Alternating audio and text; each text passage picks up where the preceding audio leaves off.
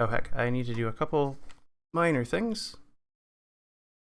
I need to do a couple minor things, and then we'll get into it. There we go. Close that.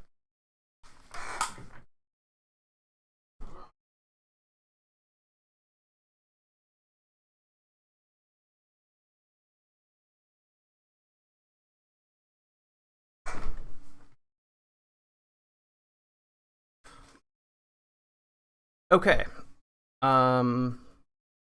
Just make sure this is. Oh, I need to run the.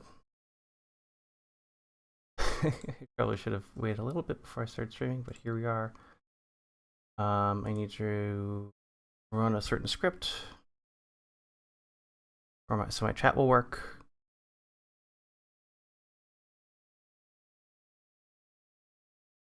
Oh, did I not save the dang?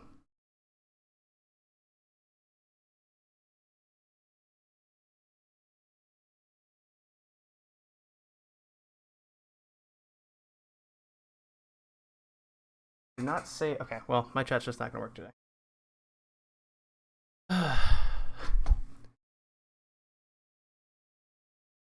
Okay. Yeah. So where were we? Wasteland. Let's scooch this in a little bit so my chat's not covering it. Wasteland. This is the game I was playing yesterday, and it's the game I'll be playing today. However, I have learned through playing the game that I need to read this manual very carefully because I missed some stuff.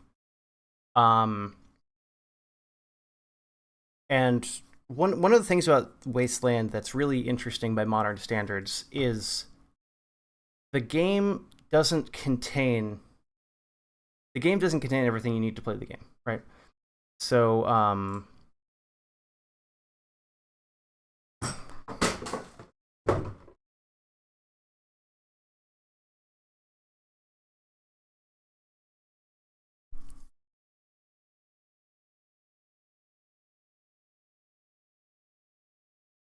let me see.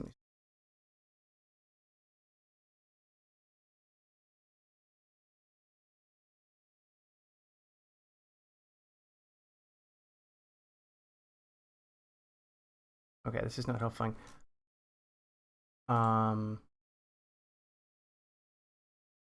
End game.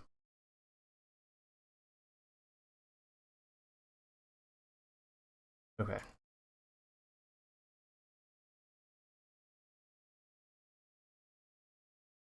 Hello and welcome to hear about. No, this is just curious.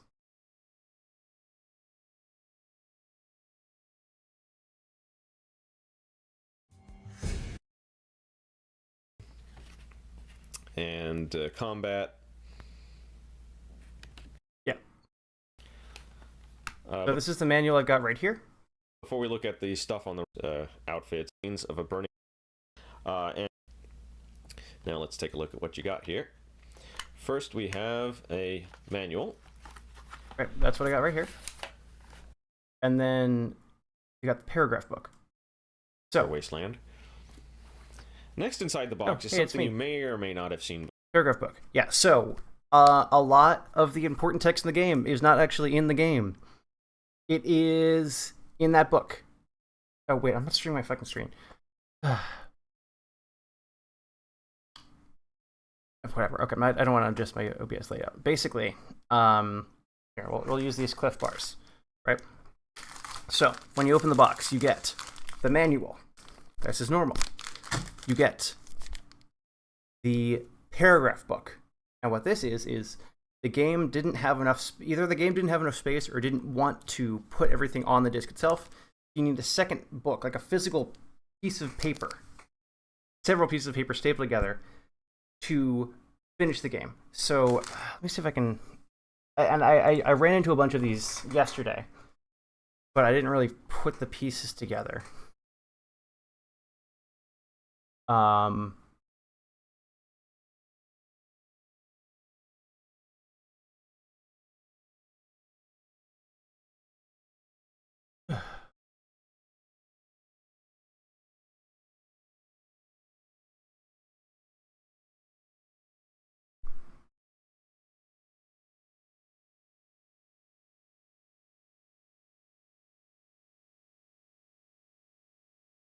if I can quickly get to one. Gosh, this stream is a little scuffed to start. And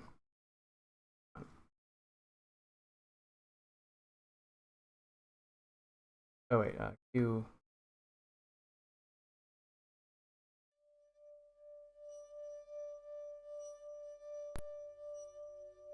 Play.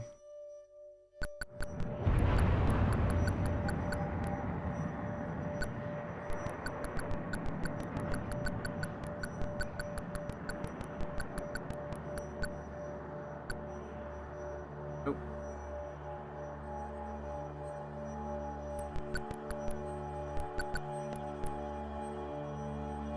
Nope.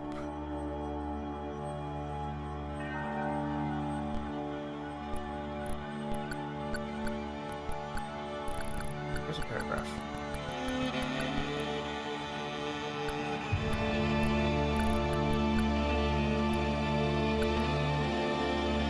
Yeah, paragraph 56. So, paragraph 56, right? So, in the remaster that I'm playing, you can just click on it. You can hear the conversation of the menu. There's even a guy reading it. There's a But in the original game, that was not on the disc, right? That information was not contained within the game. It was contained on a separate. It was contained on a separate document. And yeah, let me just I guess I will capture my screen or something. I don't know. It was contained on a separate document. So you had the manual and you had the paragraph book. And then if you wanted, you could also buy a hint book, and you could buy this by through sending it. Like you could send a thing in the mail, or you could call a guy, and that was who you got. Software in the 80s was just different. And that's really fascinating to me. And so, like, if I approach this, I've played a lot of modern games. I had the thing where I played like every free game I could get my hands on and play on stream from January 2024. I did that. But if I approach this game like any of those, it just doesn't work. Because Wasteland, it's a game from 1988, right? So basically anything gaming related you can think of doesn't exist yet, right? So the NES is 5 years old, right? There's no Super Nintendo. Arcades are still a thing, and they're like a big thing. But like the IBM PC, that's still like not quite where it is. The guys who made Doom, id Software, they weren't id Software yet. They had in 1988, the people who made Doom, right? They hadn't even written Commander Keen, which was the series they were previously known for before Doom and Quake and all those blew everything out of the water. The internet basically didn't exist unless you were like rich and well connected and at a university or something like that. Laptops basically didn't exist. Like they did, but they were. I was looking this up earlier. It was like either they were 14 pounds or they were basically as powerful as your modern TI-84 or whatever. Like they weren't useful. They were either really big and heavy, or they weren't useful. Except as like calculators or toys. Like it was just a completely different world in terms of computing. And so trying to evaluate this game and trying to evaluate Wasteland on the terms of like how I'd evaluate any other game just doesn't quite make sense. I'm gonna exit the game, just turn the audio off. And one of the things that these older games especially, I mean, I think of pretty much any game designer for any medium of games, like board games, video games, whatever, would prefer that you read the manual or like read documentation or like look at the tutorial, whatever, right, before you play. But this game, in addition to not having all the text you need to understand the game in the game, the objective of the game, right, isn't in the game itself. It's in here.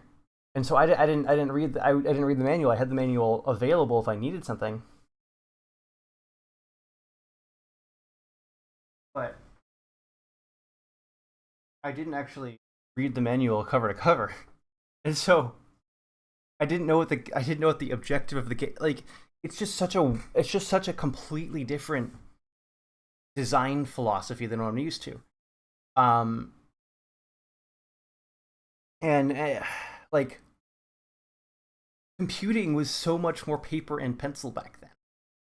The 6502, which is what this game was written for, it was written for the Apple II, which used the 6502, was designed mostly paper and pencil. It's just like, oh heck, I dropped this. It's just like, you know, the internet is nearly useless.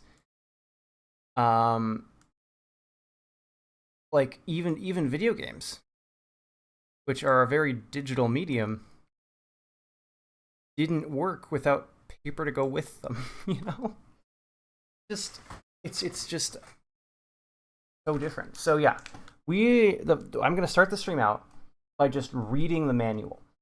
And this probably is what the designers expected you to do as soon as you open the box in 1988. And actually, I remember, you know, I had video games as a kid that had manuals. Like if your first console was the Switch, you might not be used to manuals because the Switch basically doesn't have them. Switch games basically don't have them. But you know, Wii games, GameCube games, everything before that, they all came with manuals. And I remember reading this post of like, anyone else nostalgic for like opening the game and reading the manual on a car ride home from GameStop, which is not an experience you have anymore. Like it's this game is not very old. Like 1988, from a historical sense, if you think about, you know, the history of the world, the history of movies, the history of computing, even like 1988, we had all of the stuff we had today in some form. What we now call a CPU, they called a microprocessor. They had microprocessors. They had computers. The IBM was like in the works. The NES, which was the archetype for the first like game console, it was very well established at that point. You know, Super Mario Bros. You can't go 5 minutes in the game dev space without seeing someone reference Super Mario Bros. That was around. But it was only this first layer. Like nothing had been built upon it. And so the only thing that designers at this time had to draw from was like, when did D&D came out? I think that was like sometime in the 70s.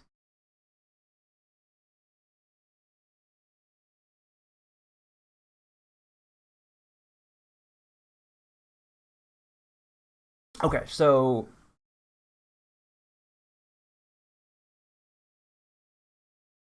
yeah, so the original D&D came out in 1974. The basic set first version, which is the one that people would have been probably most familiar with, came out in 77. So this game comes out 11 years after the basic version. So if you were in the right time and place for Dungeons and Dragons to be available to you, it is very reasonable that you would have grown up playing it and played a lot of its friends. So this game is actually more closely based on I think it was also made by the same company that made D&D. Basically a post-nuclear survival game where, you know, radiation makes everything silly. And so that was what they were drawing on, because there were no video games to draw on to the same right. This was made in 86. It started to develop in 86, released in 88. So if you think about what was available in 1986, you know, there just wasn't much. There was the NES. There were a couple other computer games, but not really.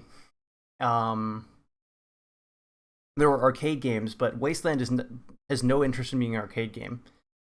It wants to be a slow-paced adventure game.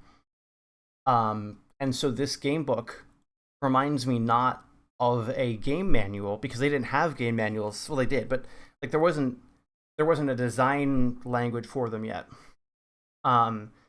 This reminds me of a D&D manual because D&D was what they had. You know, like they're calling it pugilism. Who calls it pugilism? D&D people call it pugilism, or Warhammer Roleplay Fantasy, or whatever else. IQ, I think that's probably borrowed from, when did GURPS come out? I think GURPS was definitely out by this time. Yeah, okay, so wait, GURPS came out like the same year that this game started development. And GURPS was based on Gamma World, which came out in '78. So they would have had plenty of time to play that. And Gamma World is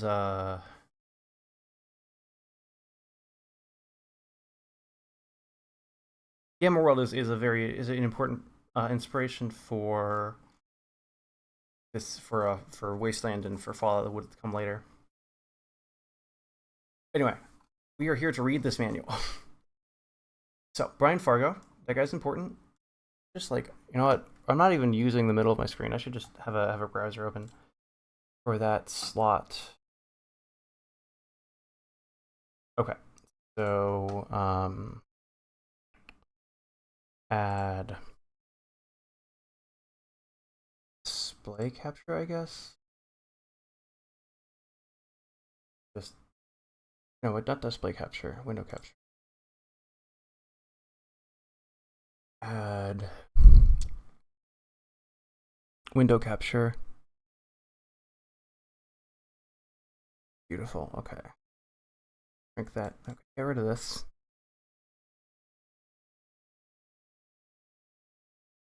Shrink that down here. Actually, we can.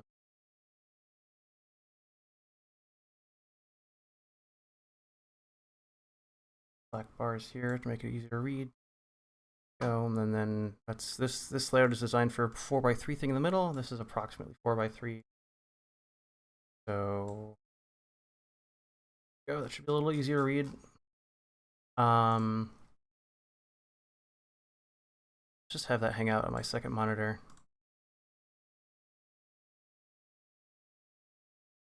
Oh.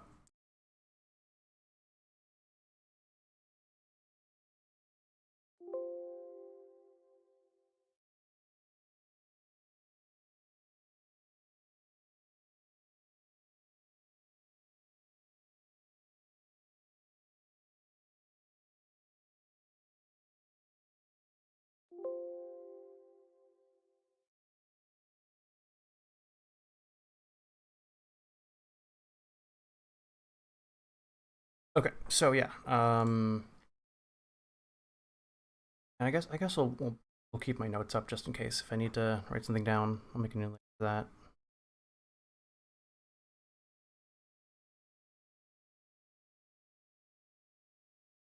Okay, it is 20 minutes into the stream and we're basically ready to go.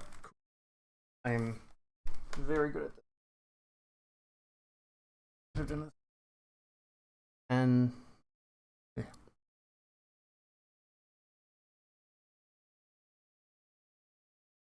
Okay. Okay, I should okay, so let's start over. So the year is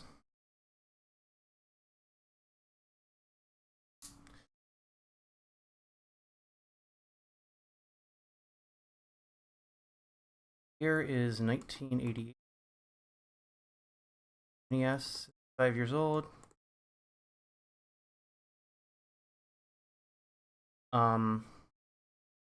D&D and other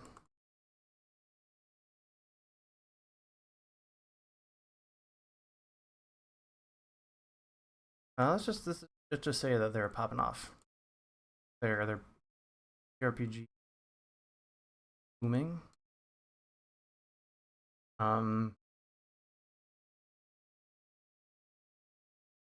There's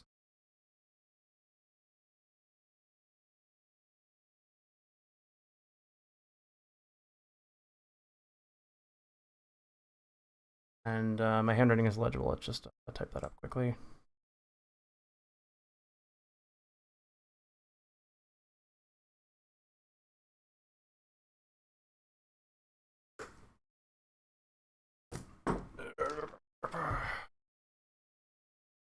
there. Okay, so the year 1988.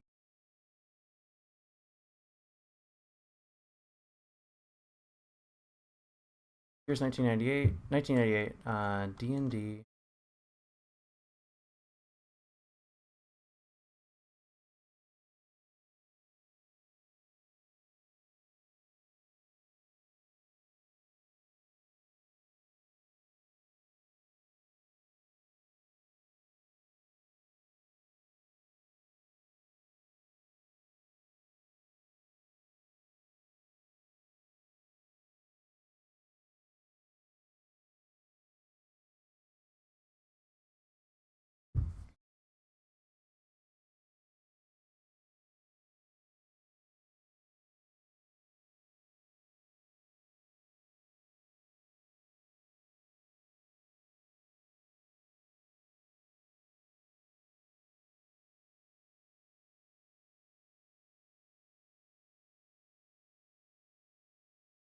Okay, there we go. So let's just here we go.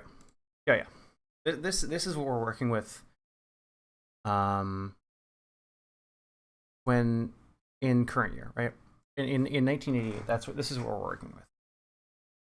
And so if we look at this manual, first of all, this is kind of fun. So the cover is fine, but you'll notice that this has been photocopied. So you can see the wrinkle here, and you can see the back of the previous page because they used apparently not very thick paper. Okay. So yeah, we're gonna. Okay. So Brian Fargo shows up a couple times in the notes, in the credits. So we're gonna write that down.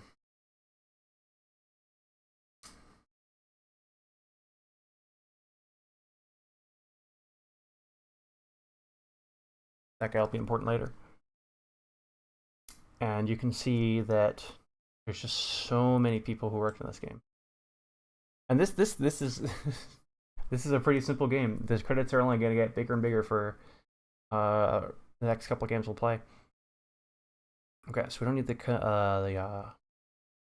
we don't need the objective. We don't need the table of contents right now. Okay, so note from the programmer. So during 2 years of development, Wasteland and the system used to create Wasteland. I'm actually more interested in this, right? Gosh, am I already Googling things? Yeah.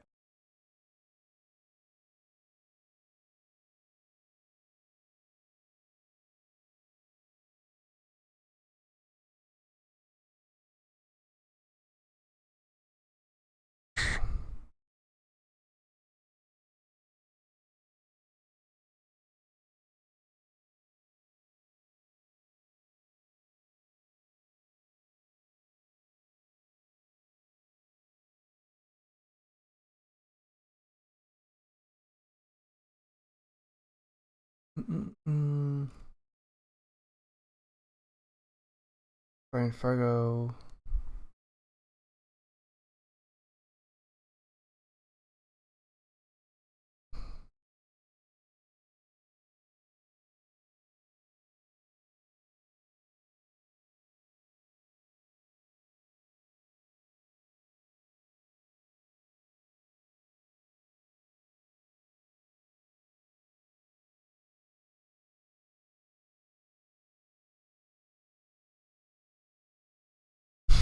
For example, there are five. So yeah, and yeah.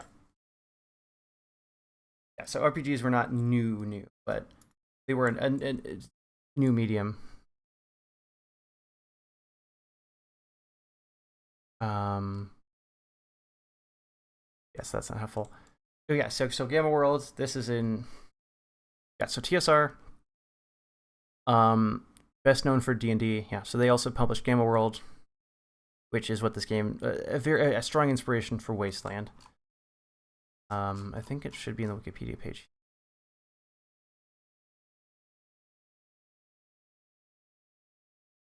Nope.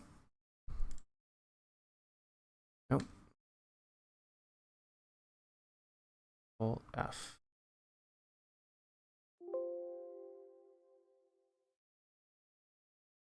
Wasteland. Wasteland.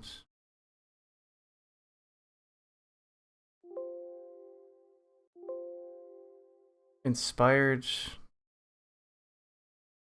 influence?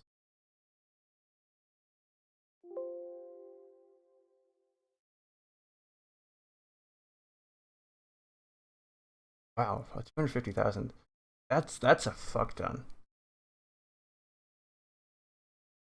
Okay.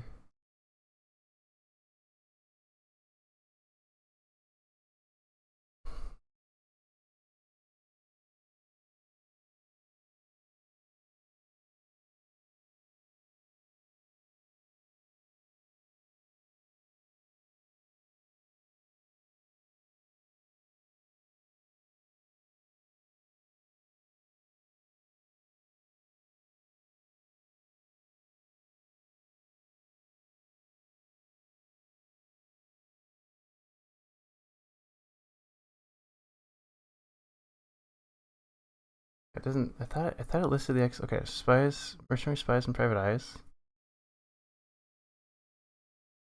Tabletop role playing game. Okay, yeah. So. Okay, this is whatever. We're getting a little unfocused. So yeah. During the 2 years of its development, Wasteland, the system used to create Wasteland, went through many changes. We spent a lot of hours tweaking and redesigning the original concept. We also put a lot of thought into the game to make it more fun for you and easier for you to play. So, when I was first looking into Wasteland as like a game that I might play on stream, a lot of people said, "Oh, it's really inaccessible," and that has not been my experience. My biggest complaint, honestly, is just that the combat drags a little bit. But I was able to figure pretty much all of this out because I've played a lot of role playing games,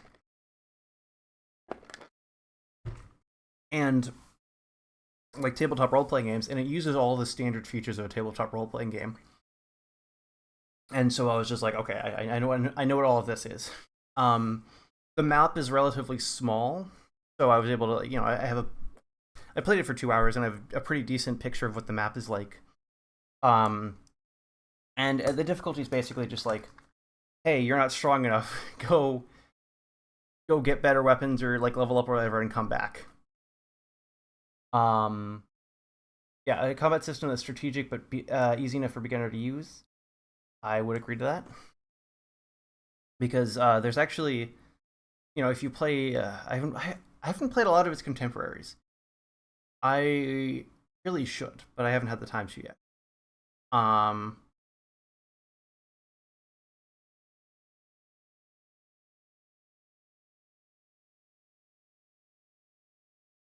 I haven't played a lot of its contemporaries, but yeah, easy enough for beginner to use. And what they mean by that is basically you tell your character you control a party of 4 characters. You tell your characters what to do. And then combat just kind of happens. It's not actually that complicated to play. There's definitely some hurdles in terms of like if you're used to modern games, it's just different. There's no way around it. It's just different and honestly in a lot of ways worse than what I'm used to.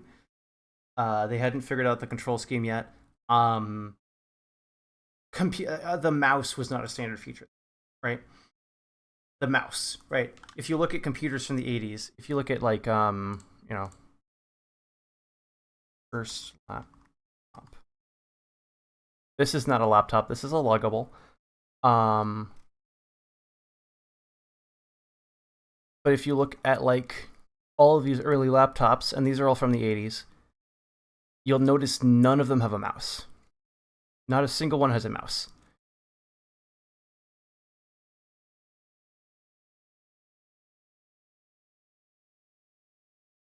Okay, here's the first one with a mouse. Right, no mouse. This one has a mouse. This is from 1991, right? This is from 1992, and I don't actually see a mouse here.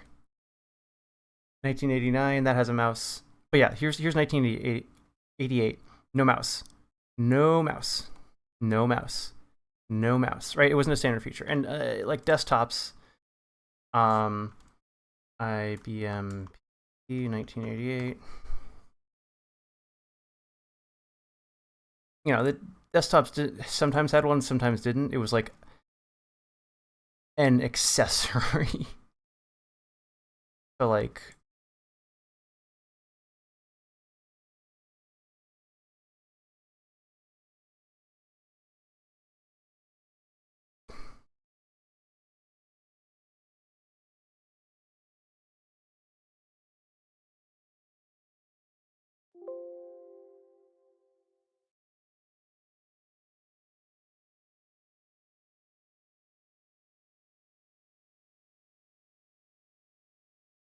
expanded hardware.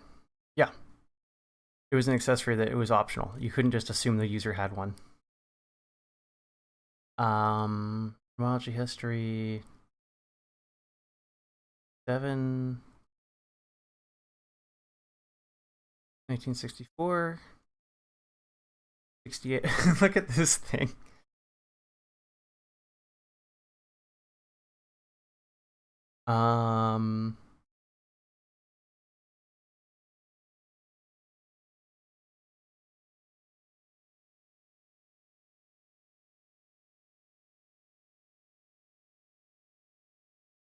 Mouse compatible.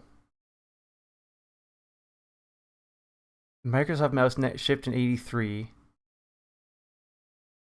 However, the mouse remained relatively obscure until the Macintosh 128K, which is released in 84. And 85. So yeah, it was. People knew what a mouse was. People could get their hands on one if they wanted to, but it wasn't a standard feature. Okay, let me see. So yeah, we have sacrificed some features like animated icons and inter-party combat, so we could add ones that would make playing less frustrating, more enjoyable. Some of these include a save command that lets you can use anytime and anywhere,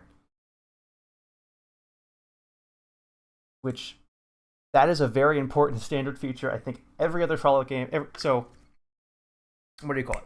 Fallout and Wasteland, I'm treating as one thing. And I'm going to play them in chronological order. So, like, Fallout series, right?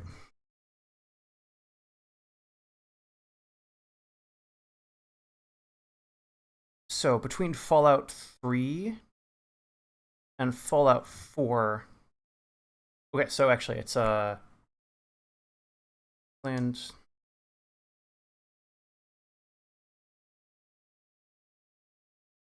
Yeah, so between Fallout 3 and Fallout 4 is when Wasteland 2 comes out. Wasteland 3 comes out in 2020 after Fallout 4. So basically, we're going to be playing Fallout, Fallout 2, Fallout Tactics, Fallout Brotherhood of Steel, Fallout 3, Fallout New Vegas. I don't necessarily. I've played. Yeah, we can play some Fallout Shelter on stream. Why not?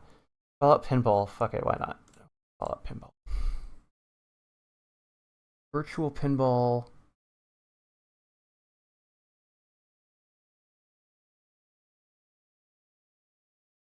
Yeah. Okay. We'll play Fallout Pinball. Why not?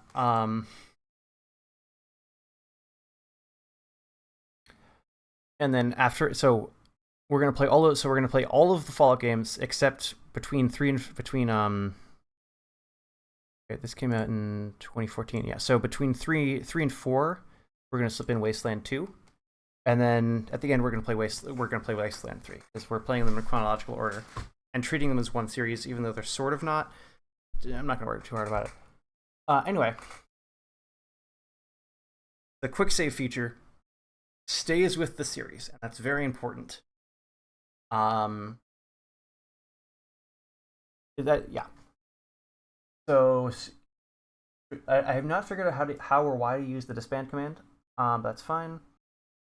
There's a lot for you to see and do throughout the game, but you don't have to follow any single path for success. This is also important.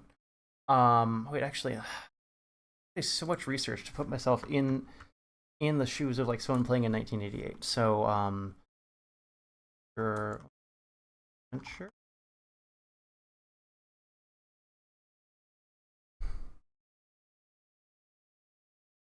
History.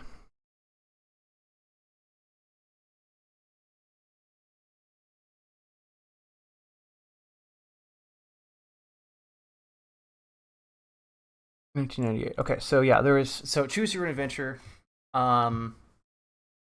Choose your own adventure. The company and the kind of book very well established by this time. Yeah.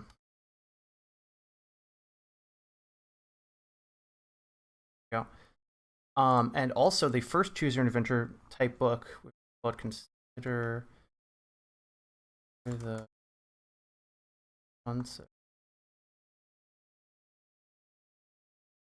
Published in 1830. So this book I have not read. I really want to. Oh, it's available in the Internet Archive. Okay, I can just read it. Yeah. So Consider the Consequences is the first interactive novel, or one of the first. I would say it's probably the first. Description, origins. Yeah, so it's if not the first, one of the first. So Consider the Consequences released 58 years before the game we're about to play. Choose Your Own Adventure books, which are probably a more direct influence, started coming out in 79. So there's 9 years for that for people to play, for the designers to play those. Obviously, we had role-playing games. Those are a huge influence. But you'll notice all of these things are paper and pencil. And a lot of this game is paper and pencil. Well, paper. I think it expects you to take notes. I'm definitely treating it as though it does. There's no like in-game notebook or anything. There's plenty of room to goof off in this game, so don't sweat if you don't know what something is used for. You might not even need it to win. But don't make too many judgment errors too many times, or victory will slip further and further away. We can't make it too easy to win after all. After you finish Wasteland for the first time, for which we congratulate you, you can go back and check all the places you didn't get to fully explore the first time through. Play it again, try things a different way. It's not over when it's over. So, I would say this one page we're looking at right here, is kind of the defining document of Fallout, right? So a save command you can use anywhere. Disband is not a disband isn't as important, right? But combat system that's strategic but easy enough for a beginner to use. Fallout, which comes out in 1998, same year I arrive on the scene, and I'm born in 1998. Is basically just like a point and click. You just click where you want to go, and then it's a standard turn-based combat that again is just like mouse-based, so like not too complicated. Not dismissively, just like it's accessible. It's reasonably accessible, and to modern audiences, it's just like overwhelming. It's like, oh, you want me to memorize shortcuts to play a video game? That was my first impression, but. Yeah, so that stays. A lot of this stuff stays completely through the series. Like all of the new games have it. All the old games have it. No single path for success. So even Fallout 4, which has rightly been criticized for not really involving you in the story as much as it should and being very linear, you have plenty of choices in who you side with and what your ending is. A lot of people who play the game don't even engage with the story; they just like wander around aimlessly. So you have essentially infinite choices. Yes, that all stays. Too many judgment errors too many times, or victory slip further and further away. Newer Fallout games don't really stick with this. Modern designers don't really like to make your save file unwinnable. But yeah, go back and play it again. That's something Fallout has, I think, always been known for. Yeah, the following is an excerpt from this. So yeah, so this is an in-universe book. Tensions grew up with the coming of 1998. So 10 years from when this was published. The United States Citadel Star Station was slated to be fully operational by March. Soviet charges that the space station... Okay. Charges and accused. Soviet charges the space station was merely a military launching platform. Soviet charges that the space station was merely a military launching platform, alarmed a number of non-aligned nations. The right-wing governments in the South and Central Americas, many of them set up by the U.S. during the Drug Wars, 1987 to 1993, pledged their support to the U.S. NATO nations, including the new African members. Also declared... Wow, that's a fucking long sentence. The right-wing governments in the South and Central Americas, many of them set up by the U.S. during the Drug Wars, 1987 to 1993, pledged their support to the U.S. Oh, that period is both the last period in the United States and the first. Okay.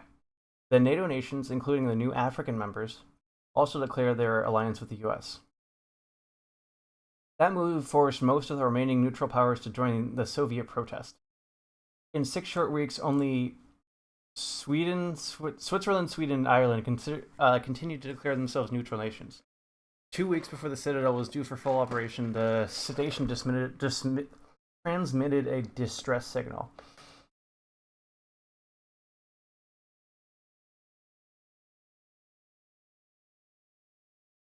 Immediately after the message was sent, most of the satellites orbiting the planet were swept clean from the sky, leaving the great powers blind. In a military panic, each sent 90% of their nuclear arsenal skyward.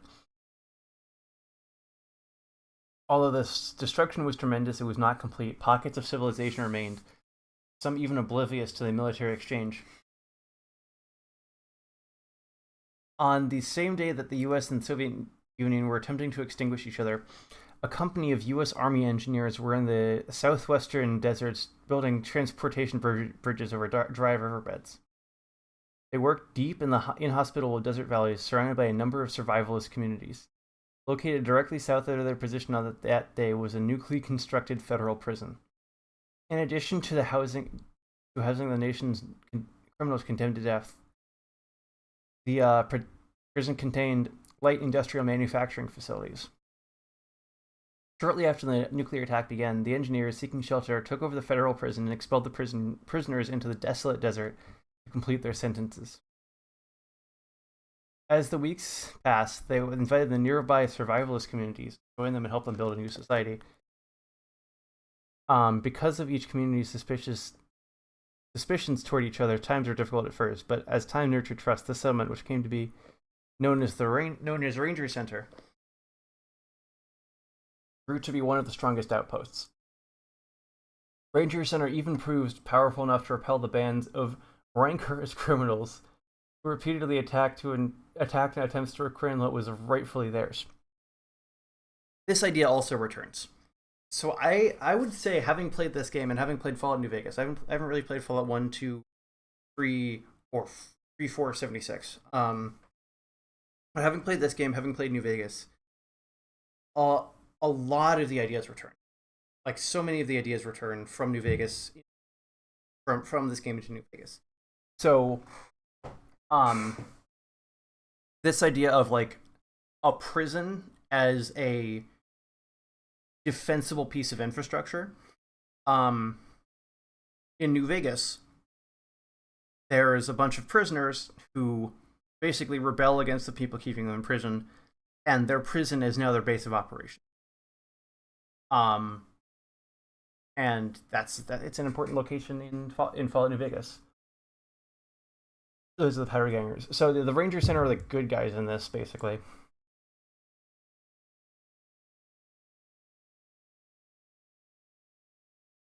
Okay. Ranger Center even proved powerful enough to repel a bit. Yeah. The citizens of Ranger Center, after first believing that they were the only ones who survived the nuclear maelstrom, soon realized the communities beyond the desert's grip had also survived. Because they had such success in constructing a new community, they felt compelled to help other survivors rebuild and live in peace. Toward this end, the Desert Rangers, in the great tradition of the Texas and Arizona Rangers a century before, were born. This looks like something I have to Google. Texas. Well, that's not helpful.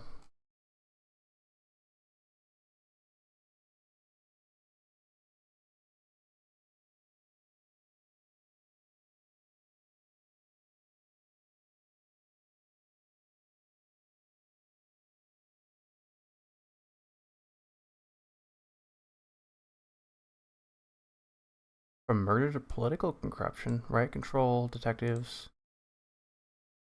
Okay.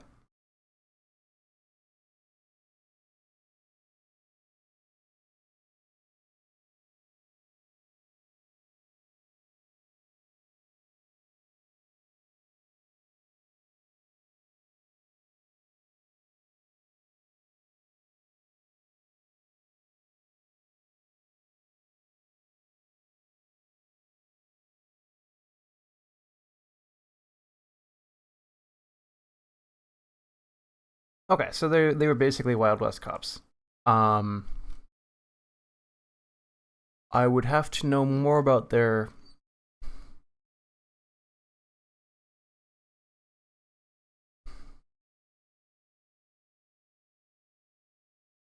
habits politically. I don't know if I agree that they were actually the good guys, but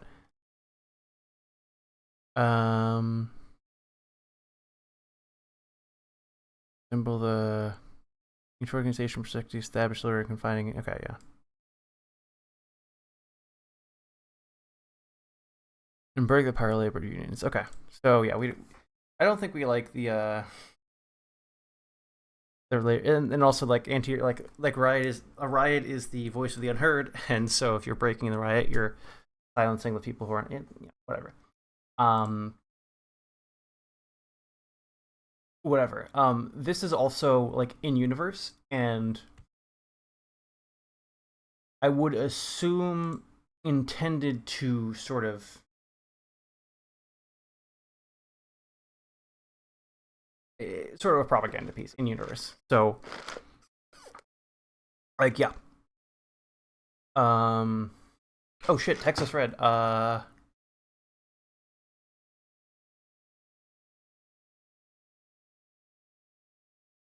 Here we go.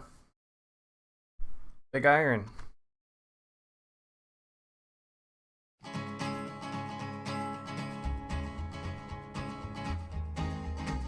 To the town of our free rode a stranger one fine day. Hardly spoke to folks around. Right, Fallout New Vegas. A lot of ideas from this game return in Fallout New Vegas. And I don't know if you've probably seen memes of this. I certainly have.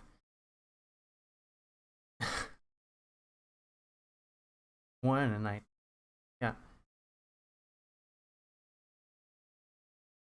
Big tough. Right, and so like all the comments are like jokes about Fallout.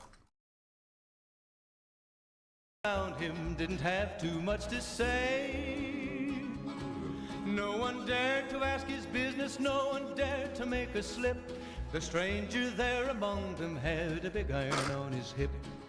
Big iron on his hip. And so, yeah, it's like the in a lot of the same ways that the NCR in Fallout New Vegas sort of old world like Law and Order. These guys are also old world Law and Order, but the old world is like 1800s Wild West. And that's really interesting. I really like this. Okay, so high pool.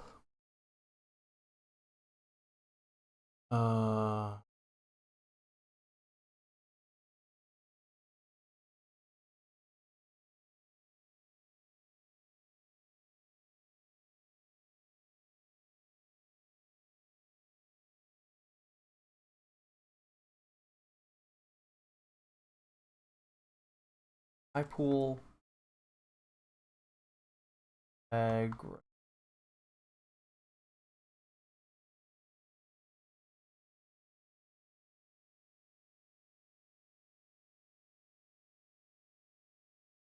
Okay, so we don't care about this because it's already set up. Basically, this is just a how you get Wasteland to work on your computer, because it was written for like several different kinds of computers, and you already can have up to 7 characters, 4 of whom you create. Okay. 4 that you can create are called player characters. The other 3 spaces are reserved for non-player characters.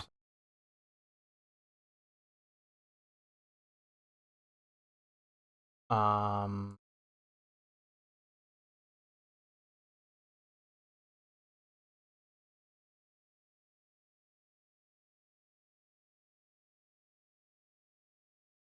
okay, a party of 4 awaits your command. Hell, yeah, okay, so in my current playthrough, we are not using these guys. I was like, I'm doing a lot of fighting with pistols, so I'm going to make my entire party really good at shooting pistols.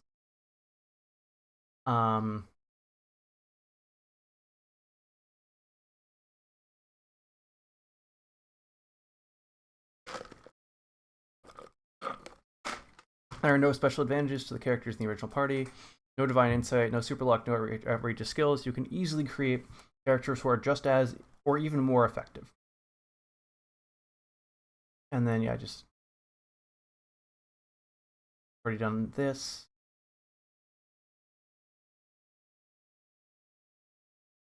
Character profile. So this part I've already read. View any character's profile. Enter the character's roster number.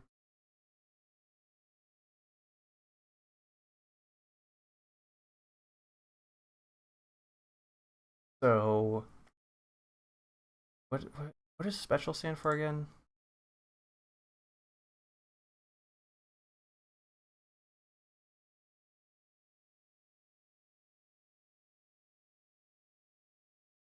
So, let's see.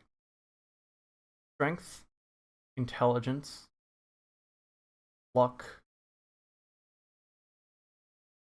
Speed is gone. Agility is still here. Dexterity. Okay, okay, wait. Agility and dexterity are separated? Okay, whatever. So agility and dexterity are now just agility, and then charisma. So yeah, this system is almost identical to the special system.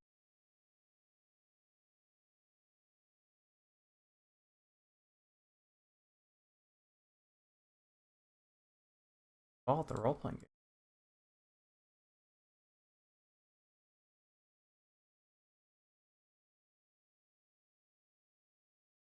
Funny.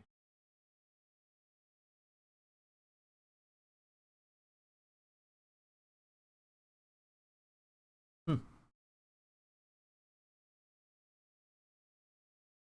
wonder how much the books are.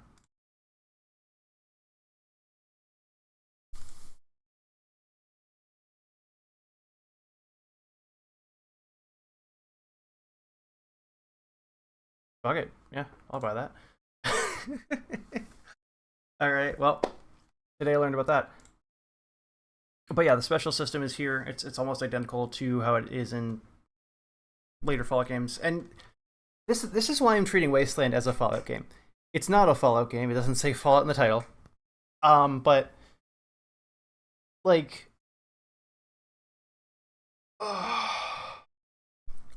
so many of these ideas return in a very similar form that calling this anything other than a Fallout game feels very disingenuous.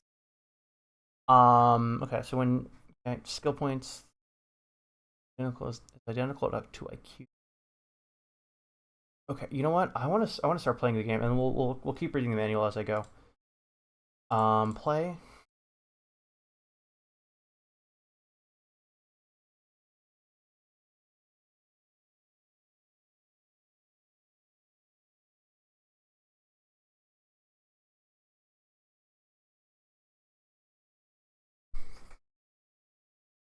And then let's see. Door the window here, and then let's see. I want a new game, so N. Um,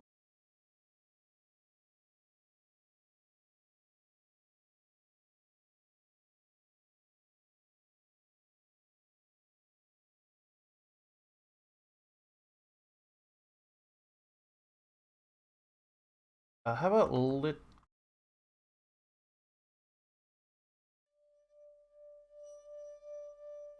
Okay, let's.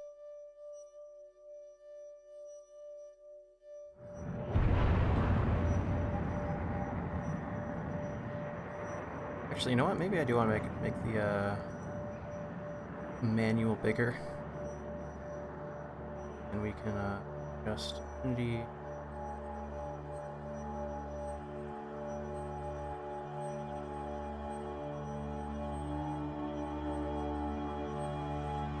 Notes and stuff.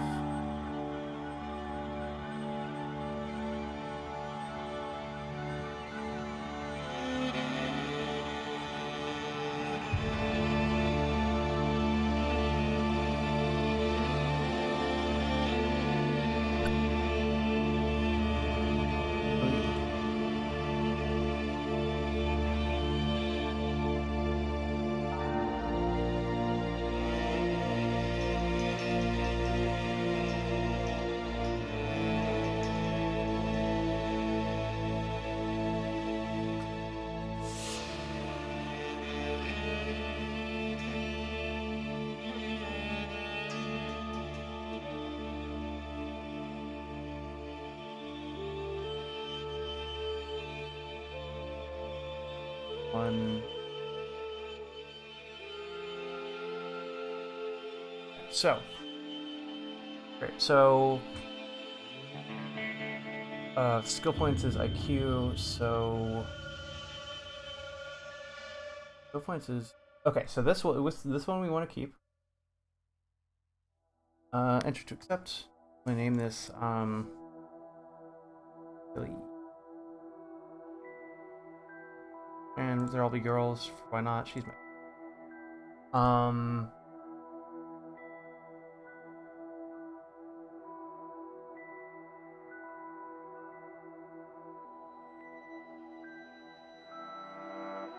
I actually don't know what.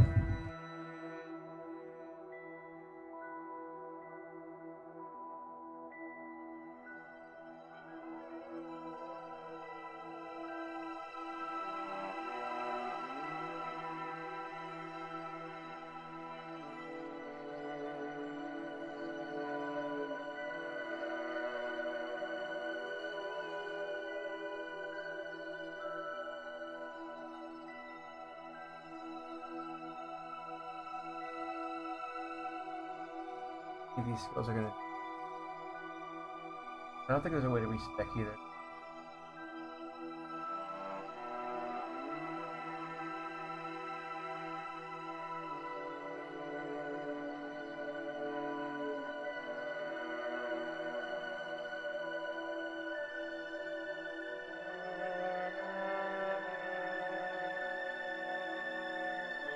Let's roll that. Better. We're looking for high IQ or high dexterity.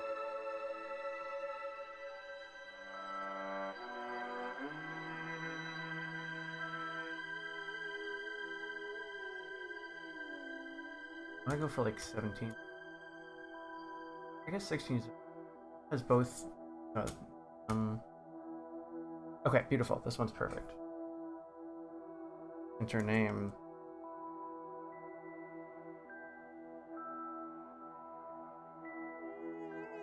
Yes. Lady is shiny. So we already have. Okay, so let's put more into pistol.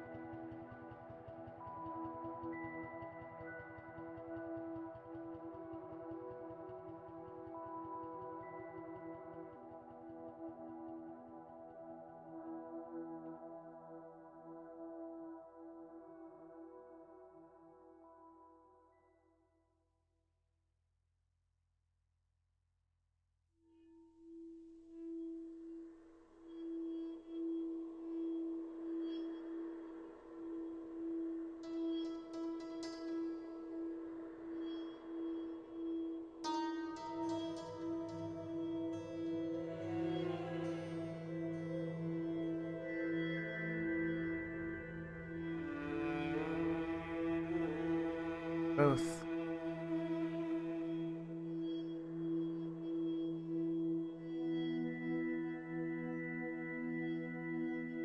Likes to make a Russian. Yeah, so I don't think swim is actually that useful. You can just go around Campbell or confident.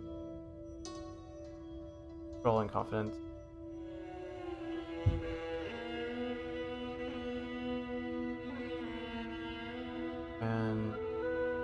And let's just go for high health. I don't know. What are we going for? For like is speed of it? How quickly move? Okay, but that doesn't actually help the group. Charisma. With really high charisma. How about that?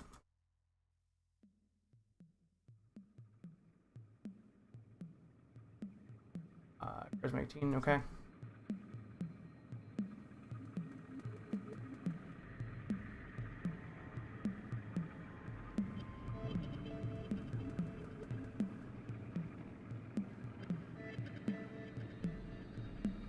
Oh no, she doesn't. Points to specialize in.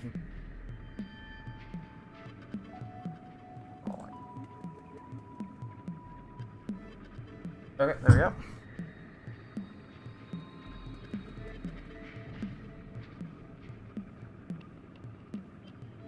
Rank, field promotion.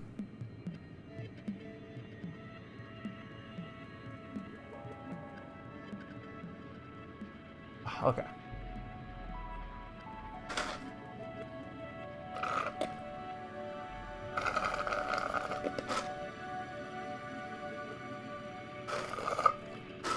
I don't. Okay, so let's see.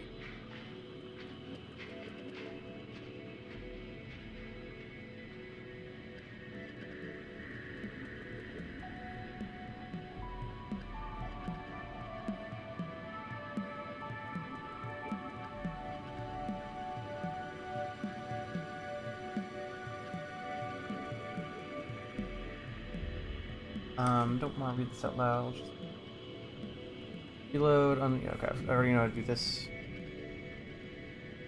Skills.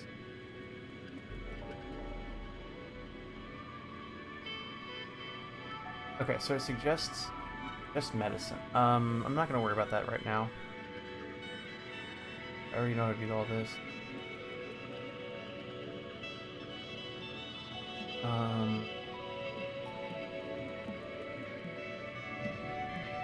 I don't really know how to use all of these. Class. Okay, that's armor class. Ammunition. Yeah, okay, so I'm getting promoted.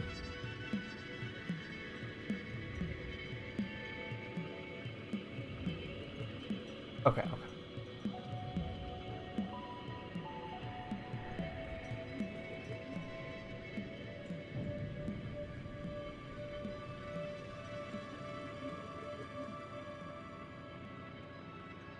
Okay, it doesn't actually tell me how much, like what, it doesn't actually help me tell, like what's the thing for recruiting.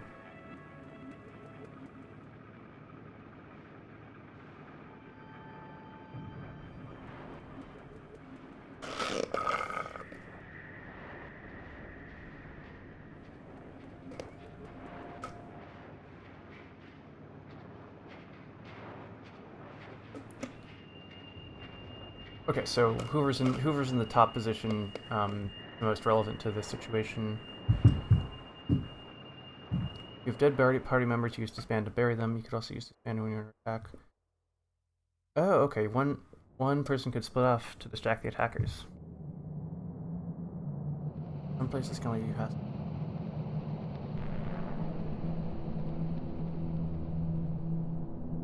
Okay, disband. So disband and dismiss are different things, kind of.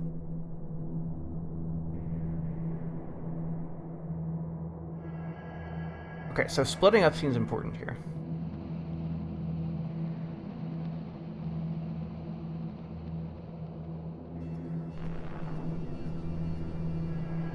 Because it, okay, their instructors now require all the conscious players to be conscious for the procedure.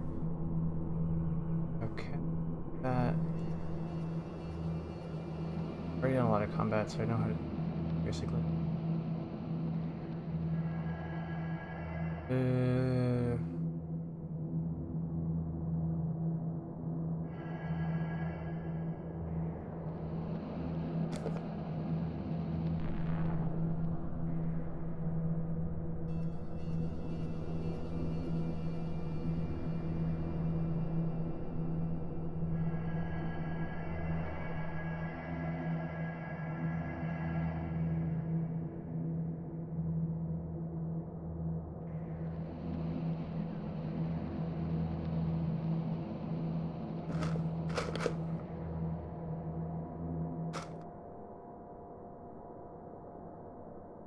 Okay, quartz.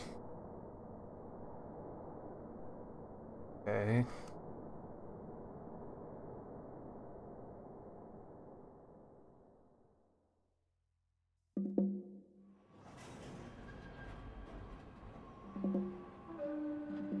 Quartz.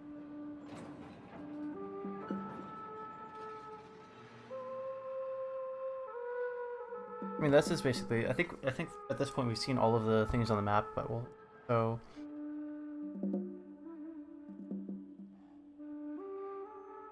Lots of bandits and quartz. Life has not changed. Needles is big enough to defend itself. However, over a couple odd cults. They've welcomed desert rangers in the past. Okay. Vegas is open for business.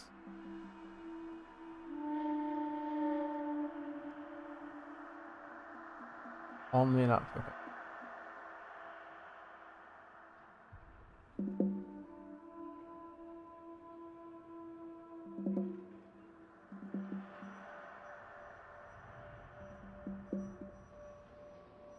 Okay, I think that's basically the manual done.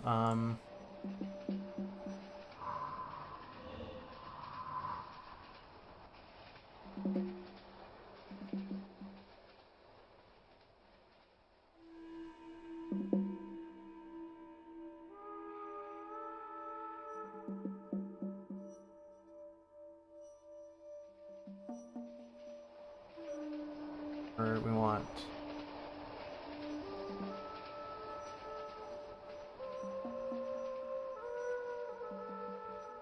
What?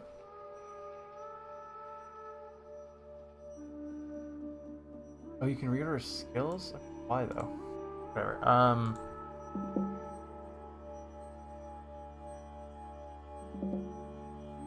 Remember to equip this.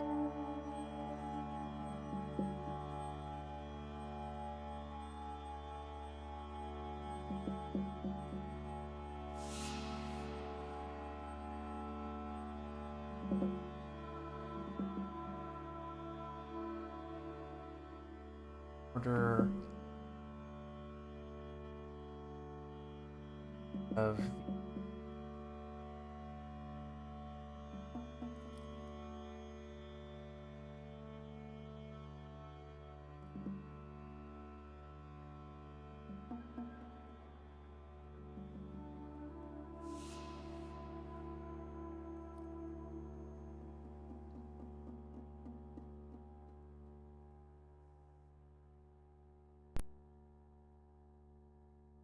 so my pool is right over here.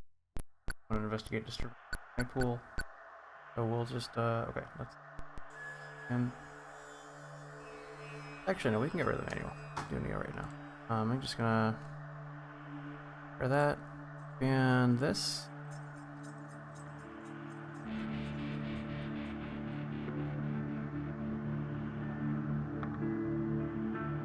Document.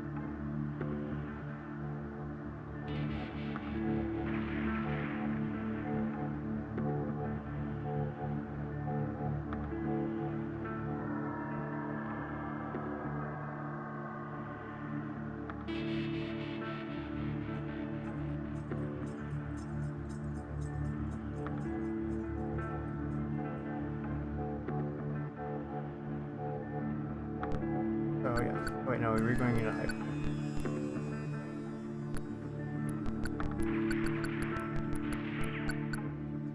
What are the thieves?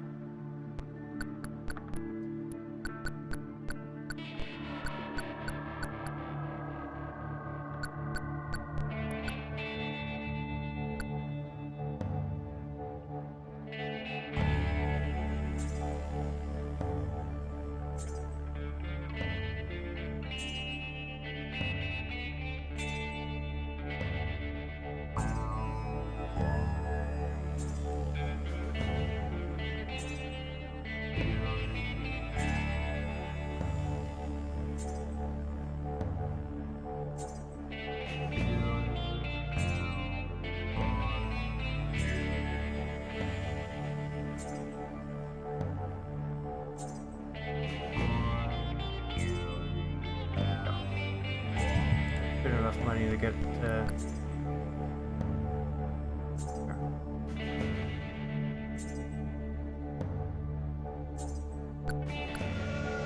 Wait, Bobby, is Bobby this kid?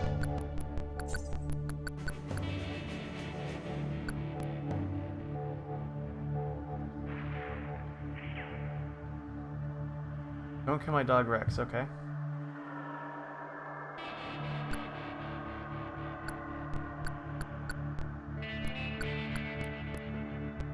Dash here.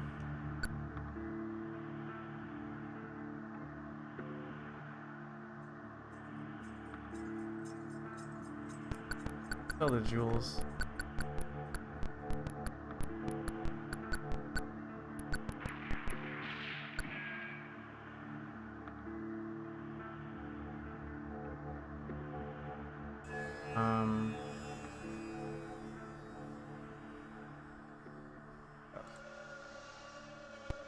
So yeah, we need. So the reason I'm getting money is because that's how you get medical help. Money. Anyway, what even is the disturbance over here? Is it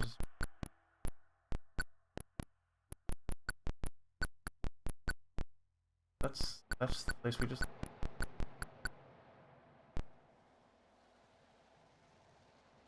Don't kill my dog Rex.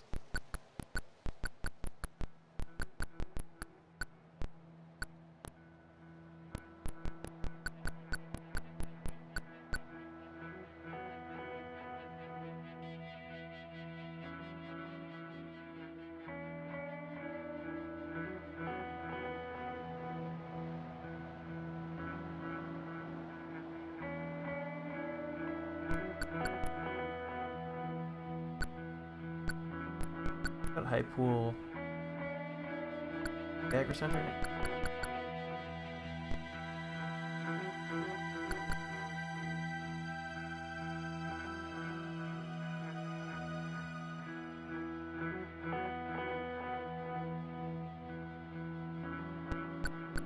I don't think we're strong enough to finish this right now.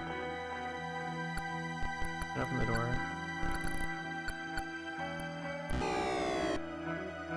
Okay.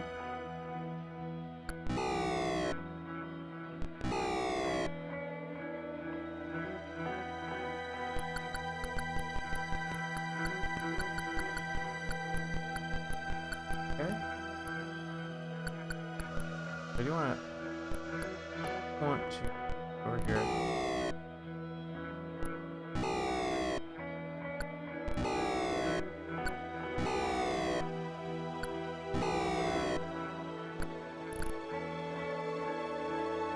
Got one club.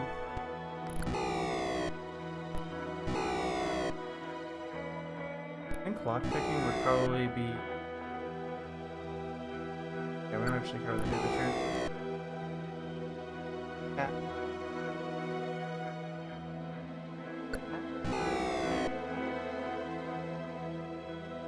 Oh, it's good.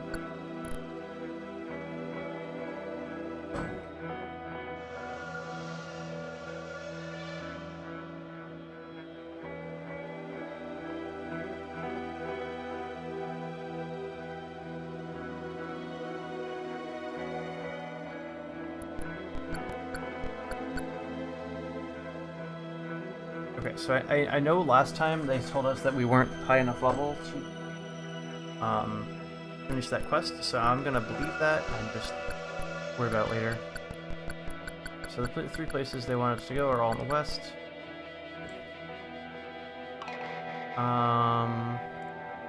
Let's just attack. One radioactive, 14 points of damage, killing it. Awesome. The attacks. It's one radioactive burn for damage. And we're done, right? So it gains 5 experience. Best of both things.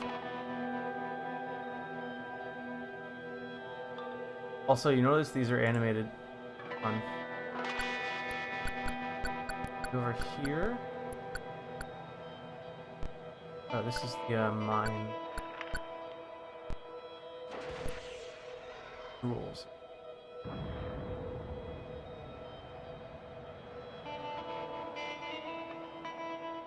Yeah, okay. Oh, 2 jewels? Okay, wow, okay. Yeah, so yeah, best of both with all this pistol skill. Doing some work. Nice. Both get 30 XP.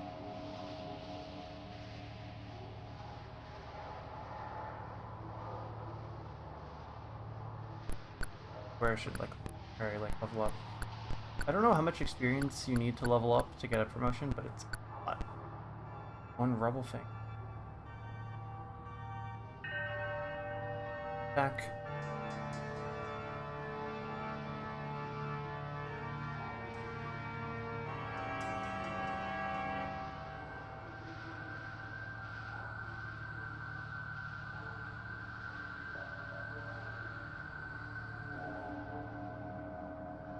Where is it?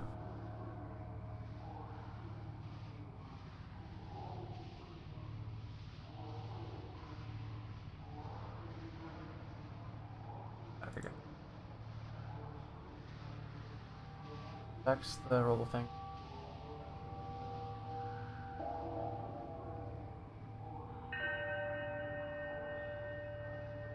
Thing.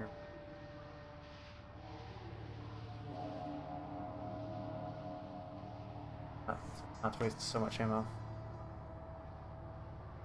Like once it hits us, we'll be able to.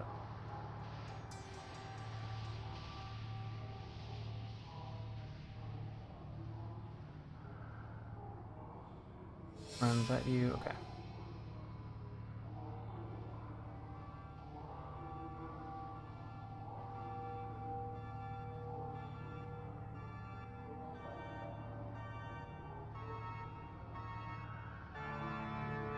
Okay. Then we should be able to shoot it.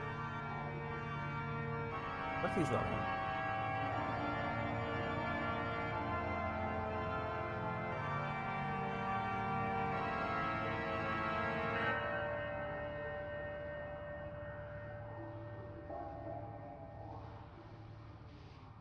Things have a lot of health. What is that, like 30, like 40 damage? The face gains 60 XP. Got it.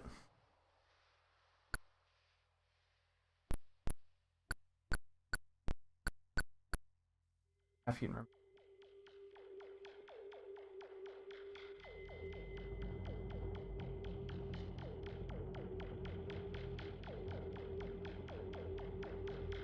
Once they're close.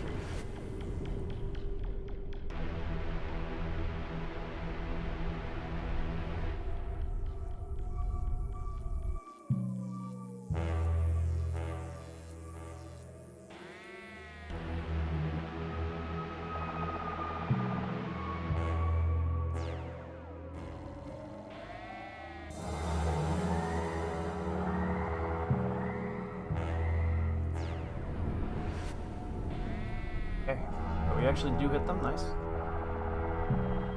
Okay, 6 girls left because I killed one of them.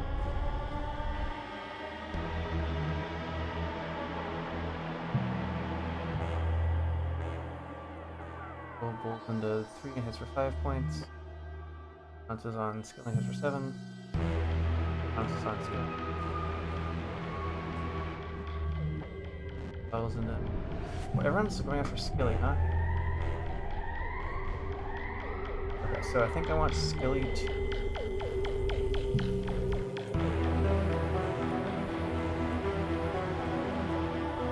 Okay, so yeah, best of both is fine. Skilly will need some help.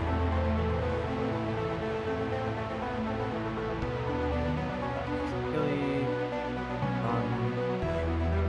clear that away. Attack. Both attacks. Okay. Kill one roll. Got 5 left. Okay.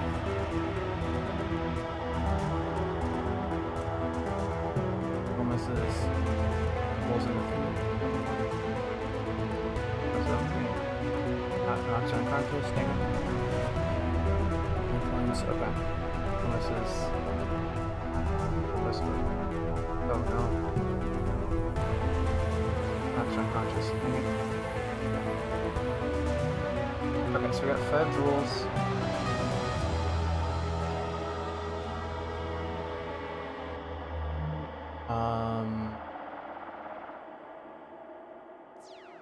In face.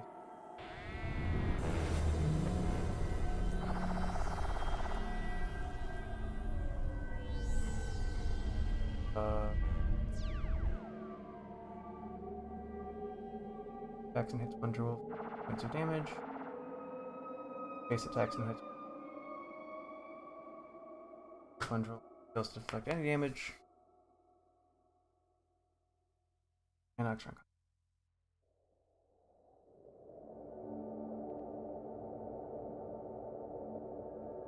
Oof.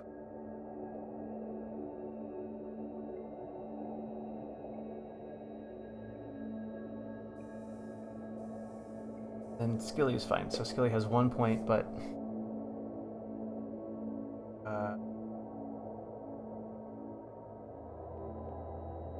Skilly has 3 points, and we're dead. Actually, Skilly has 3 points. Why are they all gain experience? Huh. 5 jewels, 10 feet. Yeah, so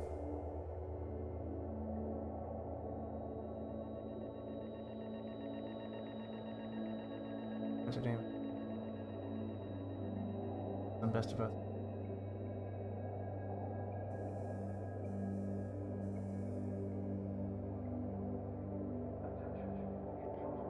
Um.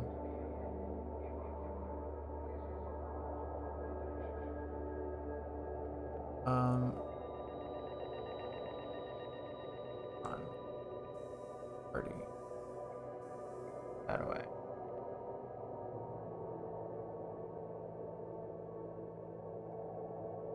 Work.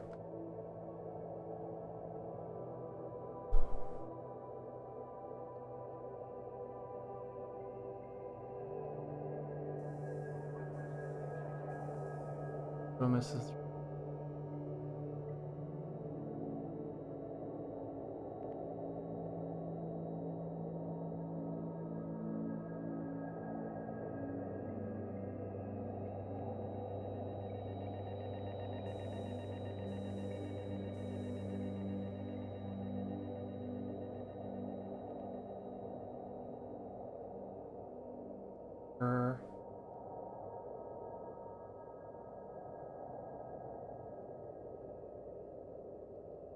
Conscious. I think we can, in theory, get out of this.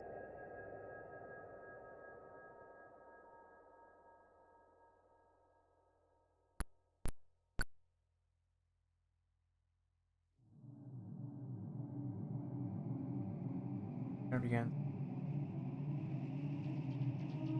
Got it.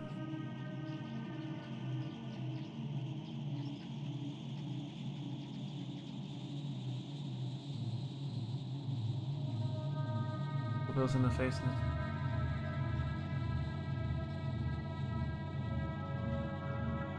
That's damage knocks from conscious. Okay.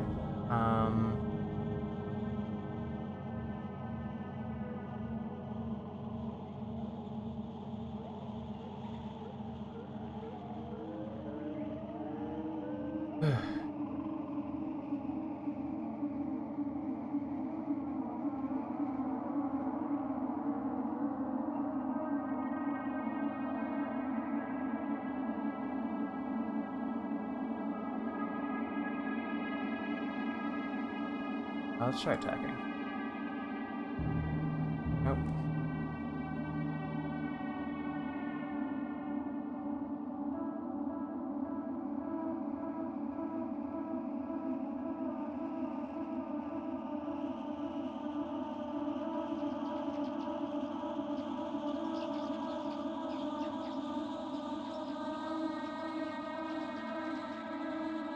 Still unconscious.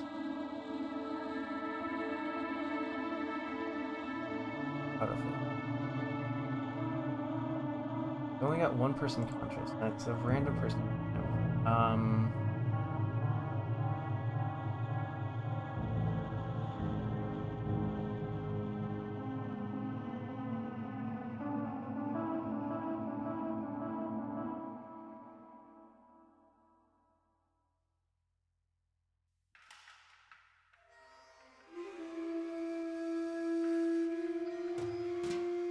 Could have saved, probably. Oh, okay, we got we got 2 people conscious. Nice. So we can both evade, and then hopefully we'll have 2 people unconscious, 2 people conscious next time. And no, there we go. 5 rules here, 10 feet. I'll just try it. No, after the face on the player that way. Pulls in the face and hits points and knocks right. Okay. On the player that way.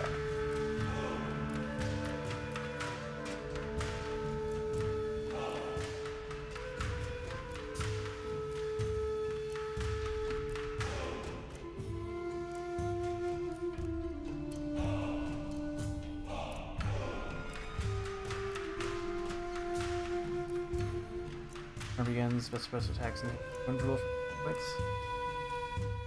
Drill misses. Bad drill misses. Bounces on this.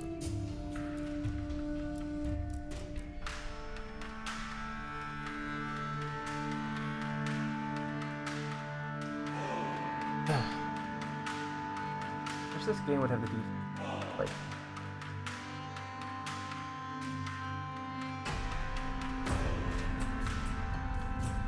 like TPK me and send me back to me save rather than this.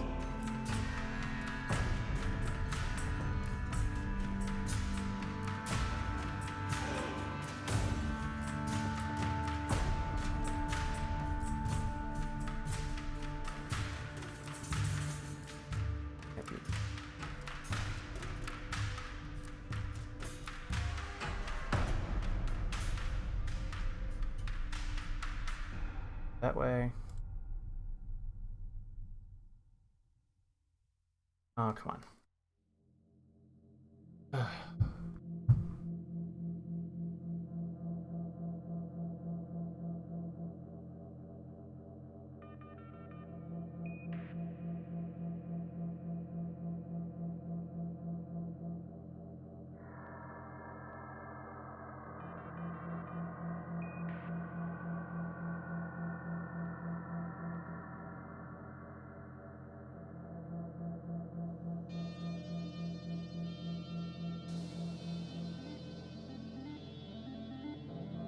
Yeah, we got it there. We got there. Okay, we're down to 4. We're down to 4 drools. I think damage does carry over then. Oh, and the drool. Okay, so. Okay. Best of both gains 30 XP. Nice.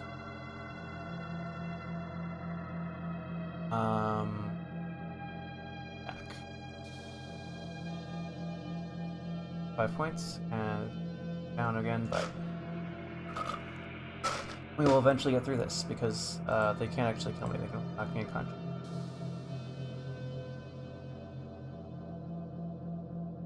Okay, we're down to 3 drools.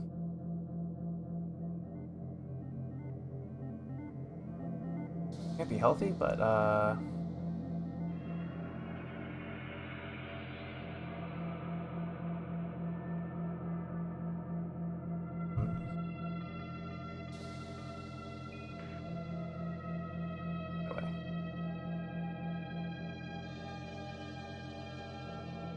dang.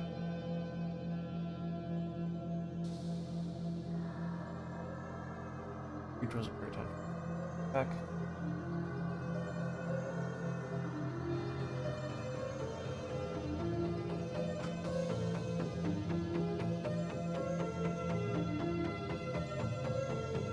Okay.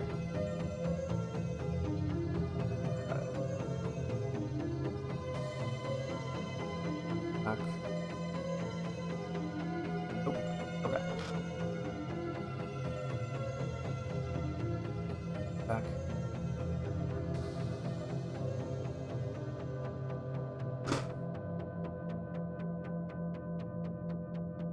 Yes, but I think I will get through that. Dang it. On the face. Finally, a serious food. Okay. 3 kills a parrot. Okay. Back. Run away.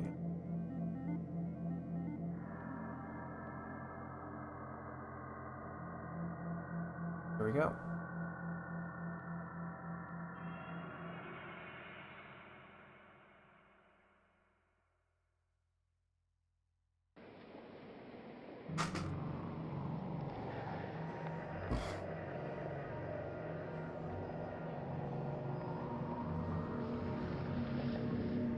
Back.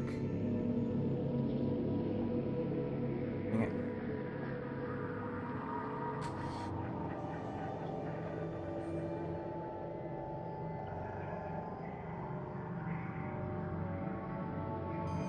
Excellent.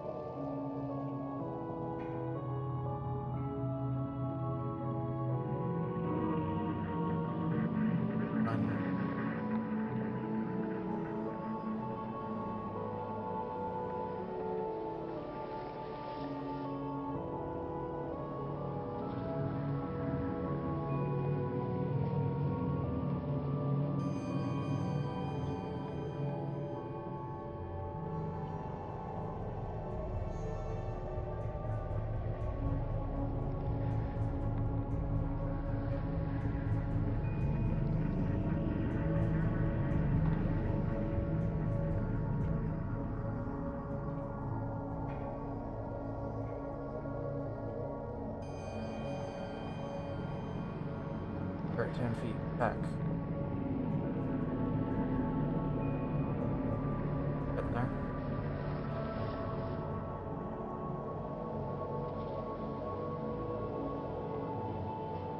Back.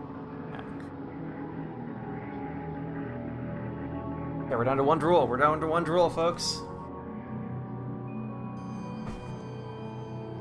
Honestly, just TPK me, though.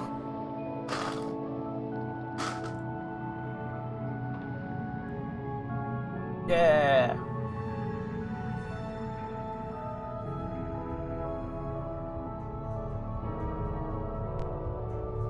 The face.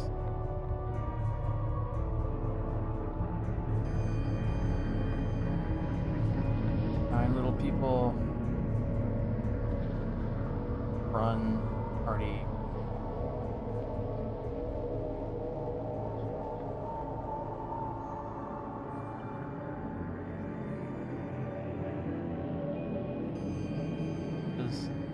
Everyone just please.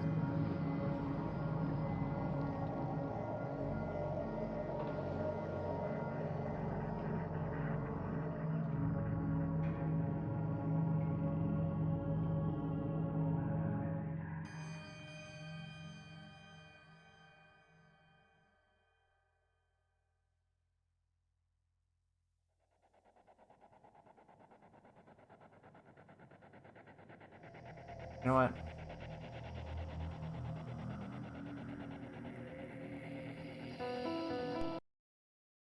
Let's just roll a new party. Like,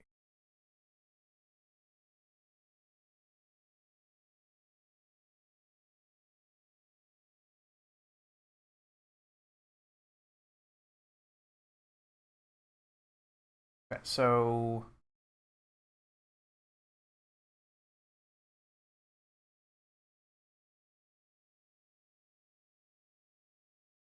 Alan.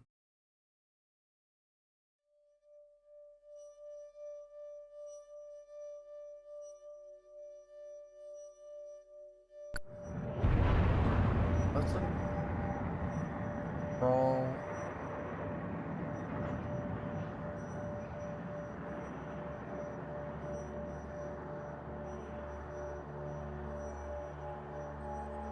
Rolls action.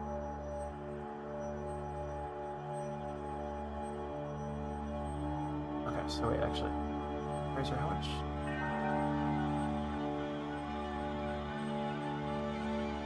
Oh, actually, they don't have any medic. They only have one medic. Oh. so we have two people. Delete. Yes.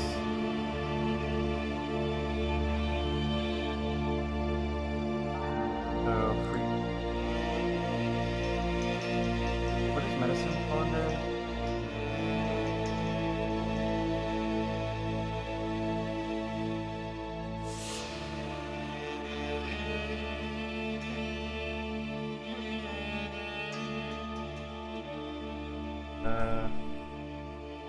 IQ 16. So we need IQ 16.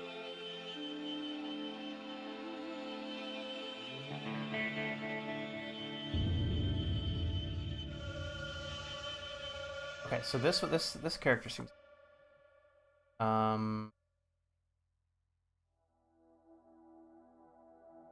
best.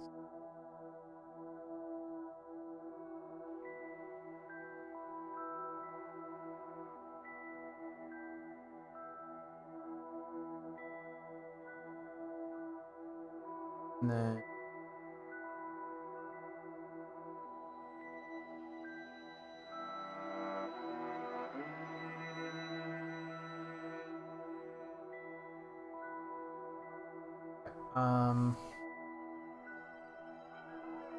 want dexterity and actually dexterity is good. Speed is acceptable. I think we do want more. Okay, so that one's got good IQ and good speed.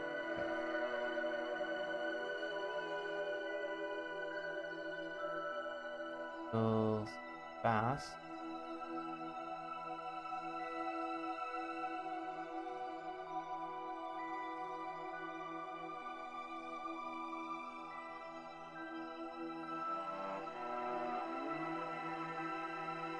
Cool. 20 of those. One rifle.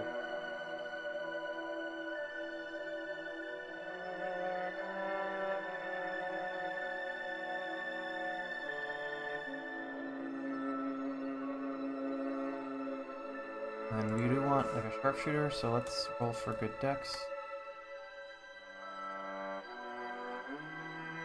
There. 17, there we go.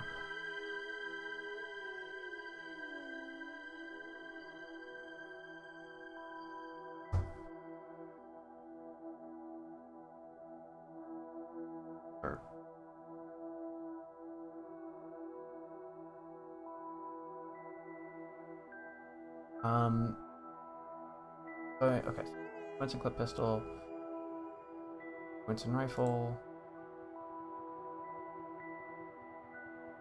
and medics.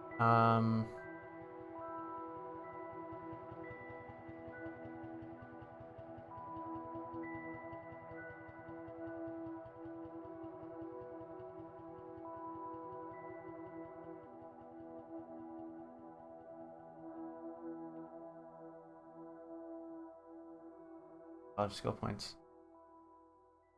Skill points. Okay. Melee 2. Perception. Talent move. Confidence. Forgery. Sleight of hand.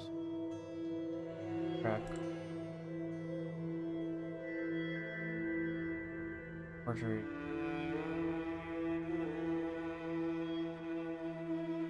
Fuck, there we go. Hopefully that's good enough. Oh, and then... Wait, actually. Wait, no, I need to roster. So... Who's the highest dex? Sharpshooter's actually highest dex. So we're gonna first...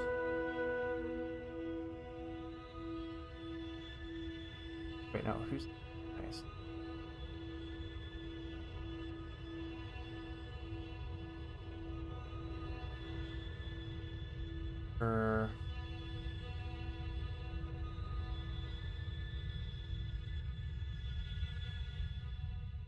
Shooter first.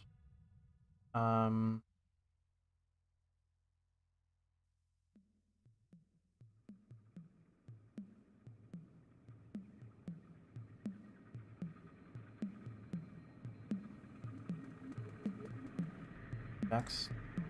Got 3 points and click. Goes fast. Second again. Fast. Points and let's all with their pistol.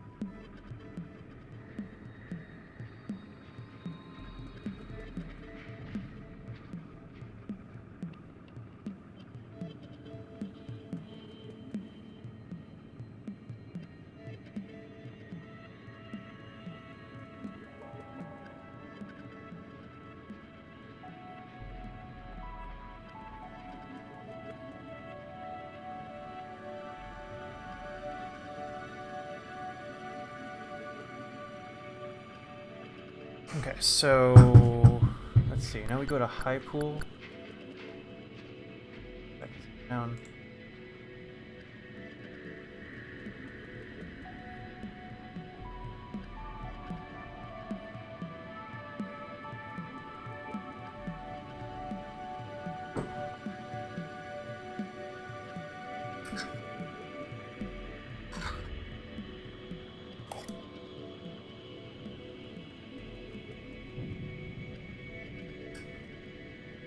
Points, damn. I think based on your medical skill, points are healed passively as you walk around.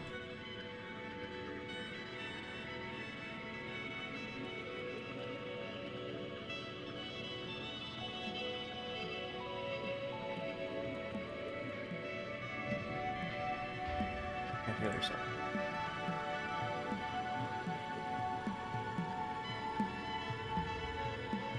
Attack. Pass 2.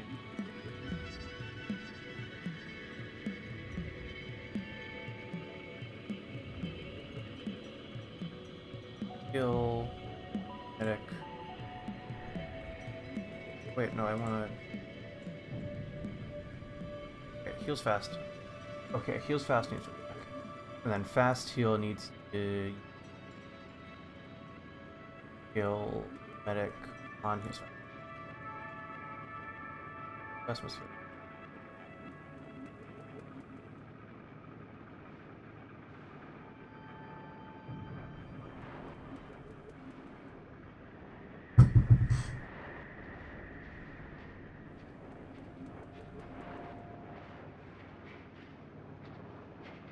Okay.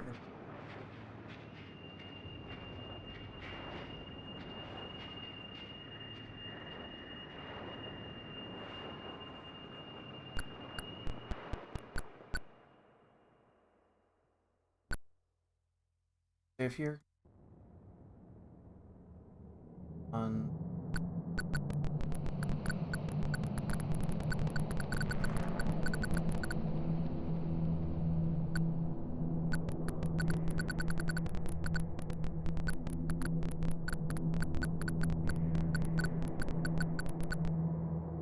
Okay, whatever. We're not gonna get attacked in this town, so it's just...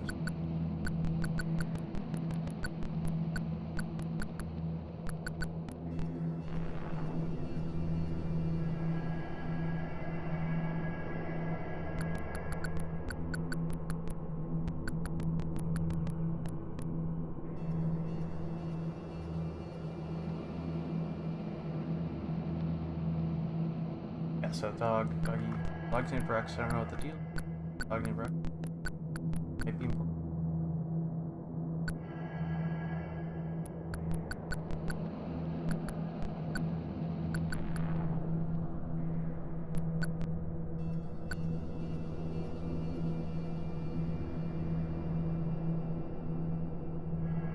Artillery, crowbar, hand.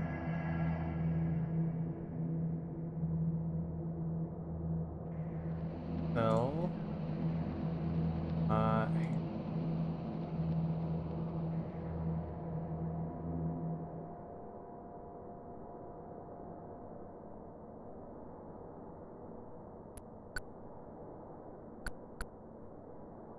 Water purifier.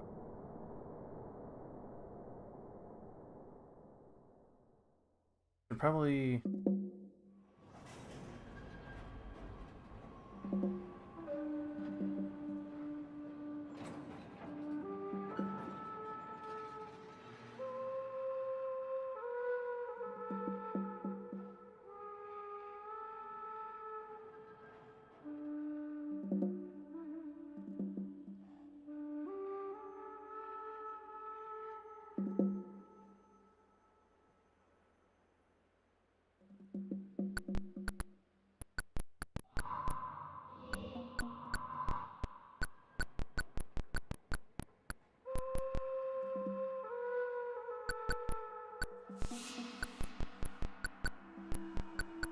No, none of these houses.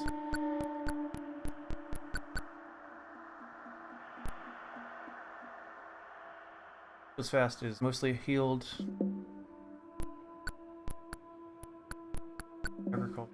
That's. I know this. I know that this is over level for. These are both over leveled for.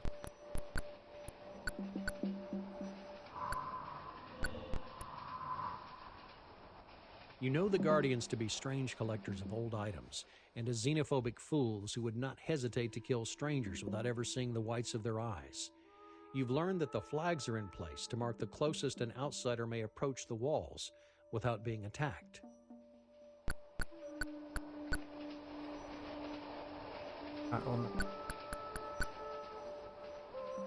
Black Obsidian tells you that you don't have the weapon.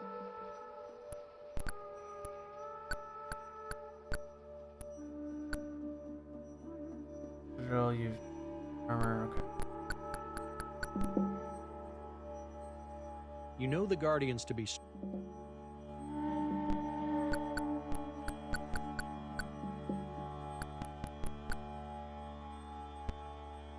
Desert nomads, okay. You've come upon the rail nomads' camp. Ornery-looking longhorn cattle wander among dusty tents from which sullen faces appear. In the background, a ramshackle collection of railroad cars, patched with wood, hide, and an odd piece of corrugated aluminum, sits on a rail siding. Two of the cars, the locomotive at the front and the caboose at the rear, appear to be in better condition than the others. As you approach, a strained silence falls over the camp, and you grow uncomfortable under the collective gaze of the assembled nomads. Finally, one of the nomads steps forward. "Welcome, Rangers. I am the brakeman of this train. I'd be honored if you would visit me in the caboose before leaving our camp. In the meantime, please accept our hospitality." The brakeman turns and strides back into the camp.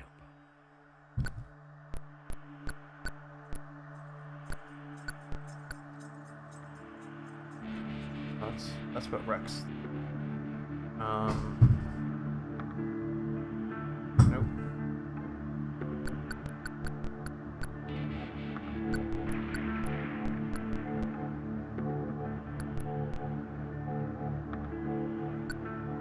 Not like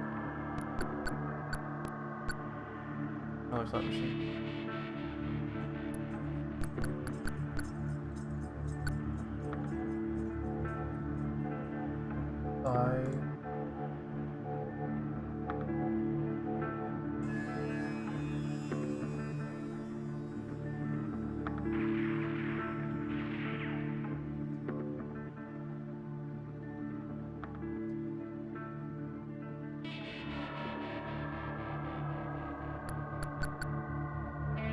As you pass the open doorway of this car, you're almost overcome by the strong odor of fermented cactus fruit. As your eyes become accustomed to the darkness of the car, you can make out a straw-colored floor littered with numerous bottles of Dr. B. Bilios Balfour's snake squeezins. At the back of the car lolls a rotund, bearded figure, rocking back and forth as if the mere act of sitting offered a difficult feat of balance. Finally, seeming to take notice of you, the shadowy figure issues an invitation. "Welcome to my humble abode, gentlefolk. Step on in." In turn, be enlightened. Sounds like. through the vision.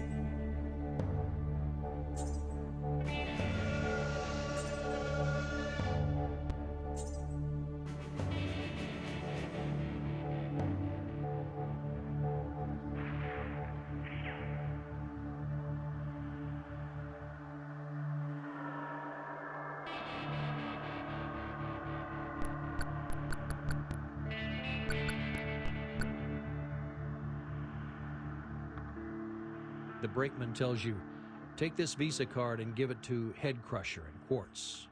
As the brakeman passes you the card, the sunlight catches the Dove hologram and glints brightly. You slide it into your breast pocket as he turns and leaves, without another word. Okay, so the rail nomads are super helpful. Quartz, you want...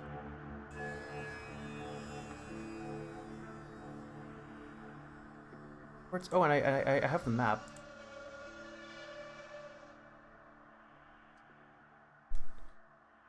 You...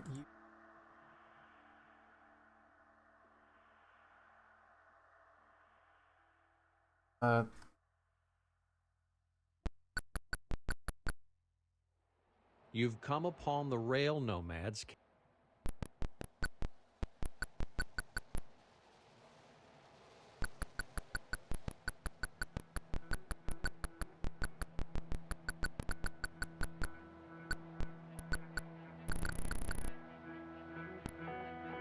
Rail nomads, thank you. So...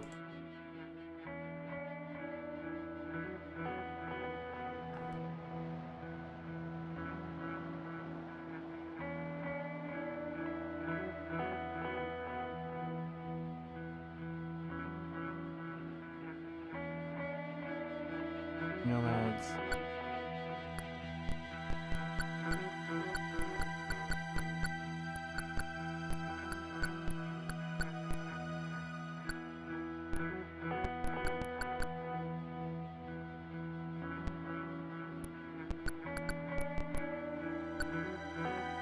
Quartz.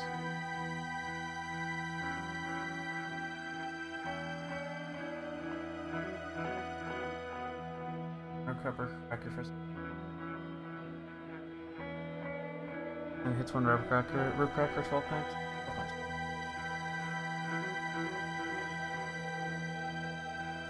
You know, if it takes it's like the most of these guys.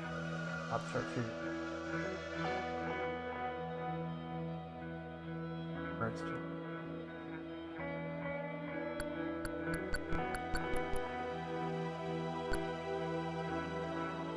Hard players start the game and grab guns. Fun.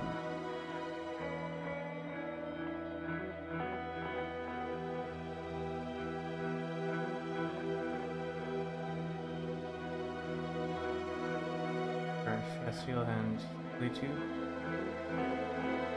Prisoner runs away. Okay. Great. So don't go in there. Got it. What was this one?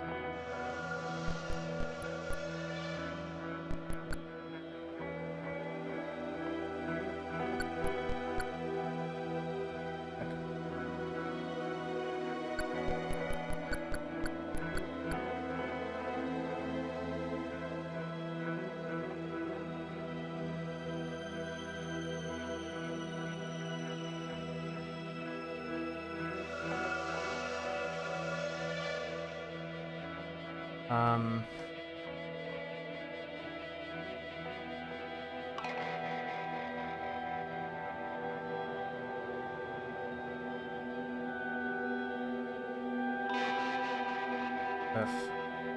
The.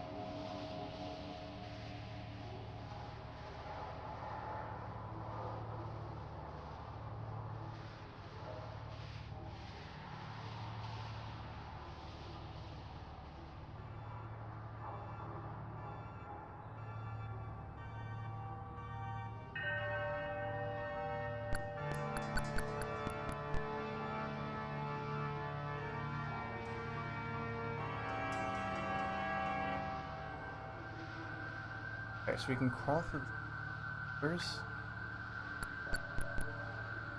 Wait.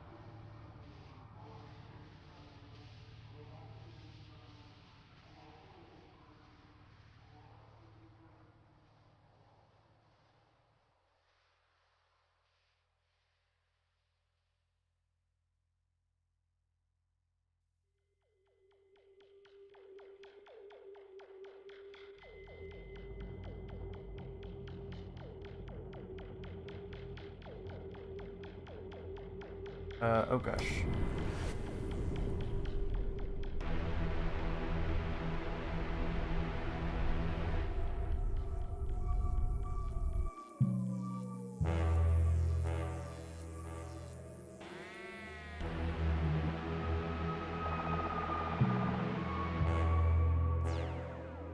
Oh.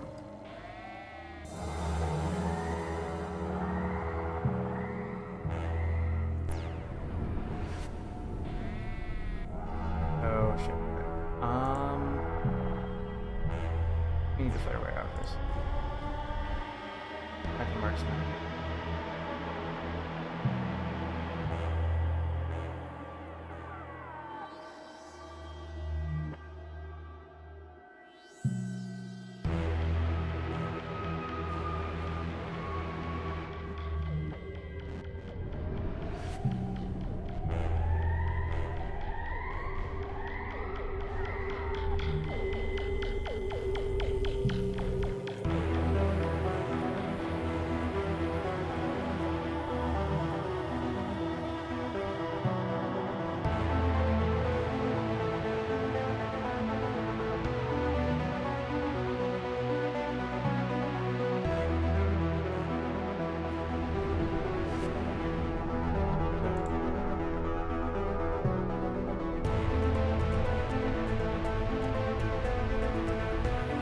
That's attacks and crossbow.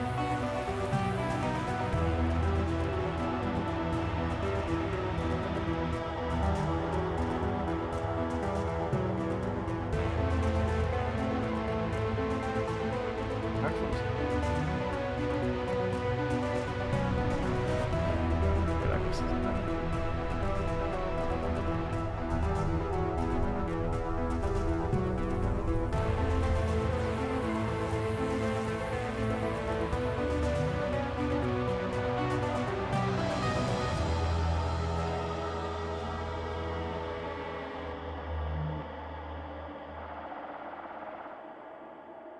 Back.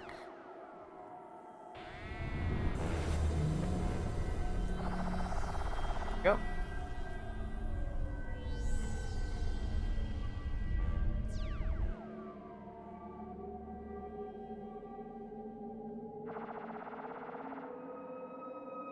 Action 5 pounds.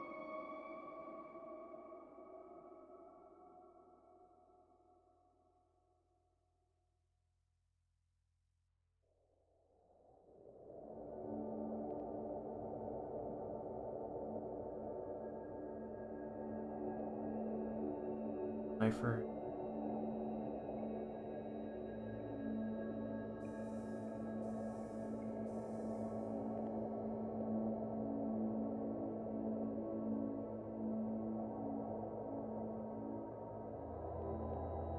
Go for 17. 17 doesn't kill. Wow.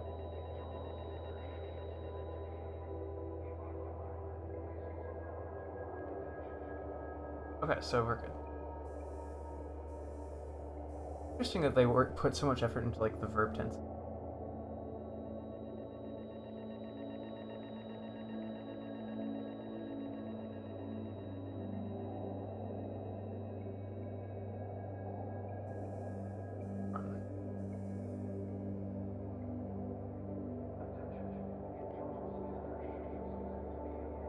Wait, likes have a lot of health. Okay, no more knifers. More marksmen. Shotguns.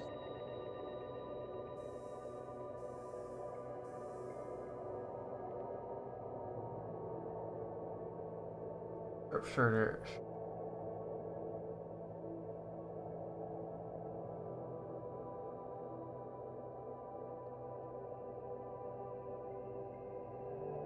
Back.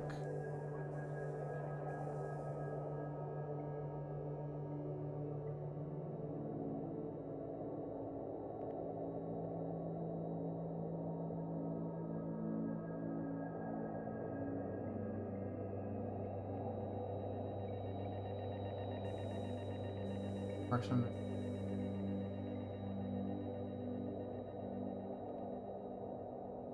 That's swaps, okay. Great. So that's just the mark.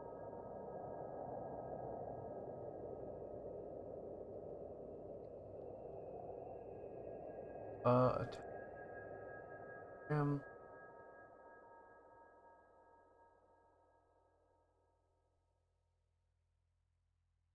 Next one hit.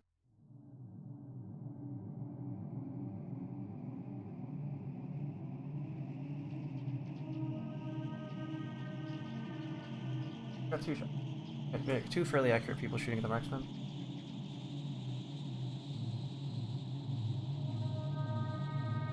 Next mark.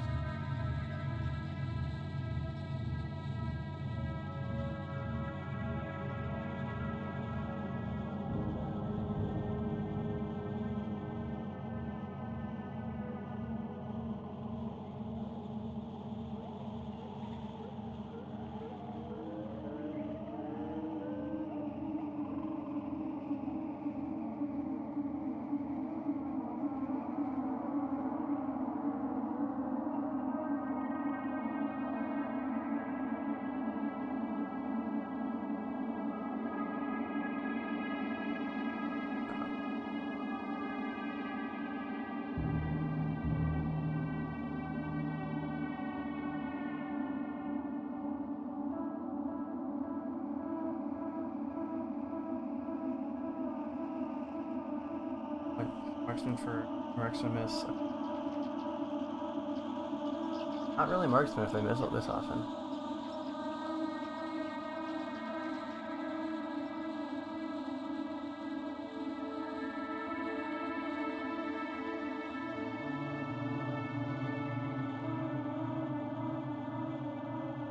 Just attack.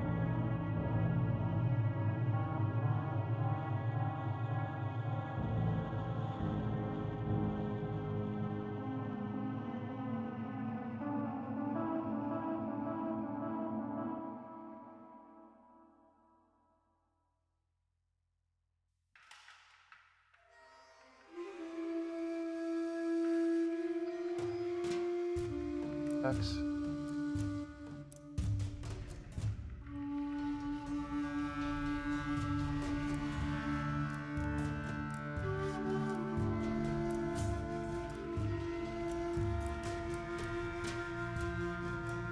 Okay.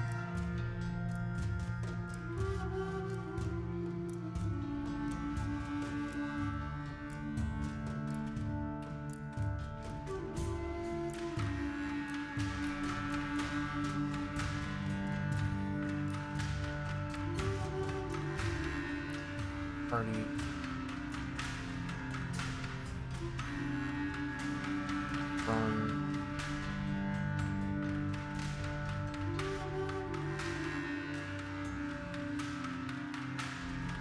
see winter. Oh no. This is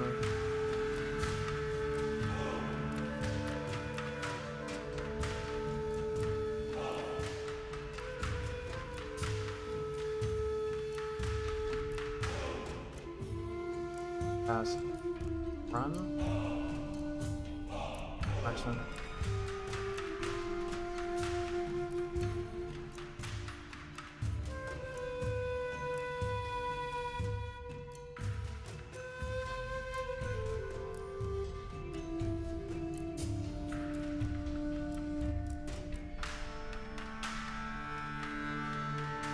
Well, my 4 party members.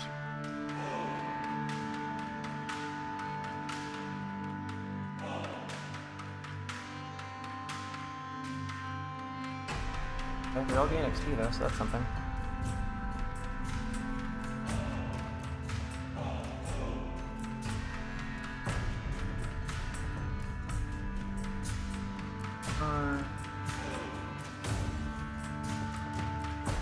And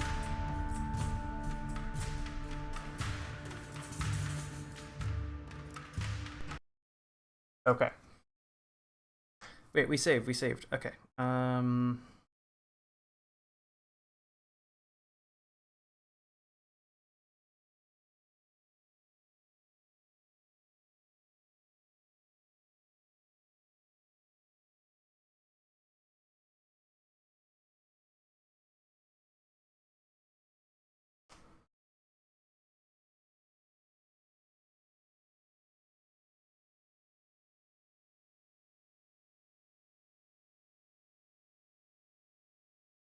Okay.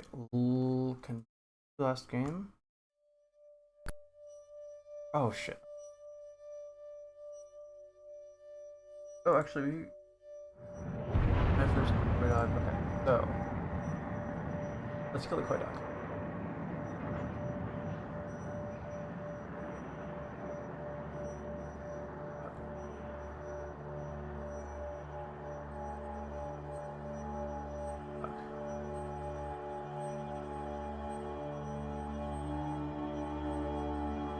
Works on this. He hits for 7.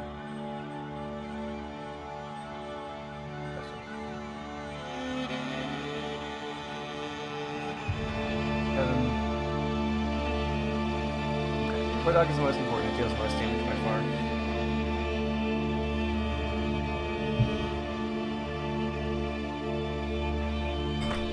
Come on. Alright, just raise my trigger up a little bit if I can.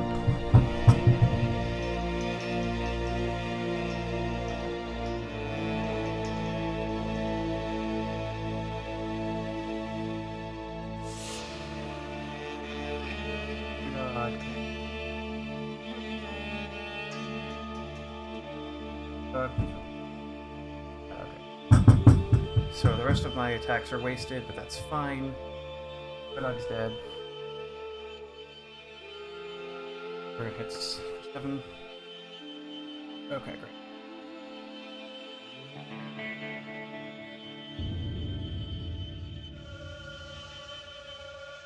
One party. Want to be close to the shark. Marksman miss. Points.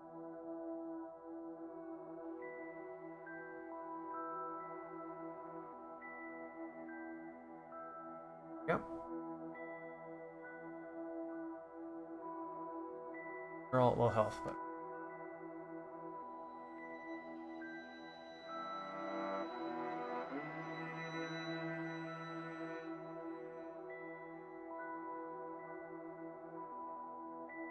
for 3 points. Jackson. Killing it. Killing him.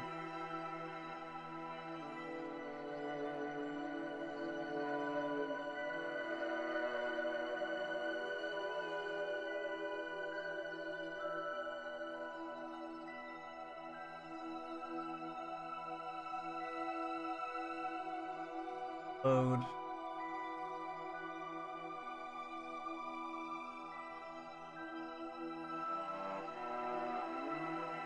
Attacks and hits for 9 points.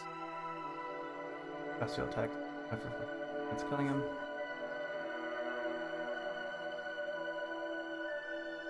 One hits.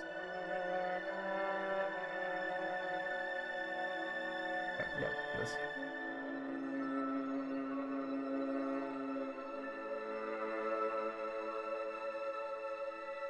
He wants to run this way, yes.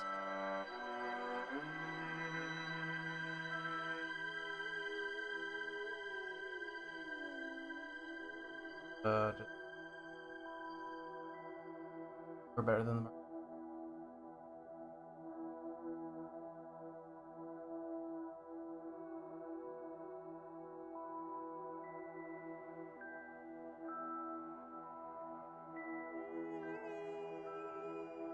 Good. Okay, so we're still getting shot, but marksmen are all dead but one. Oof. Okay, so you have medicine though. We can heal his injury.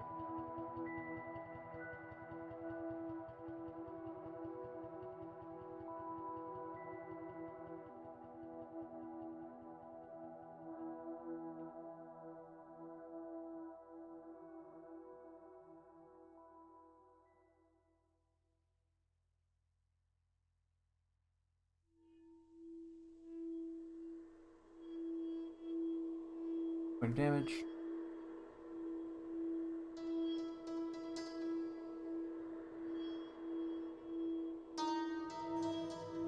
Oh no, okay. Okay, well, we've still got our 2 best shooters alive, so we should be able to kill him.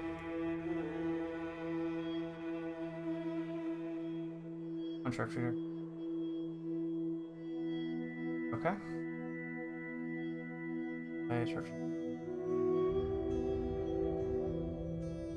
Well, we are actually fine here, I think. Or, no, heals fast is our second best. Yeah! Okay, I don't think he's going to deal 20 in the last shot. And they, yeah, great. Everybody gets experience. And then fast medic. Do we have one with?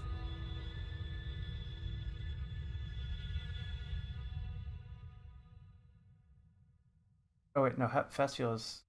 Wait, I need to fast.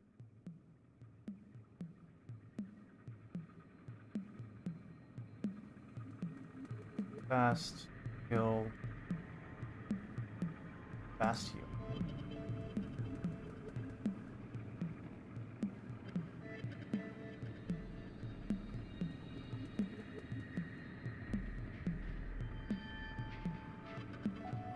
Fast heal.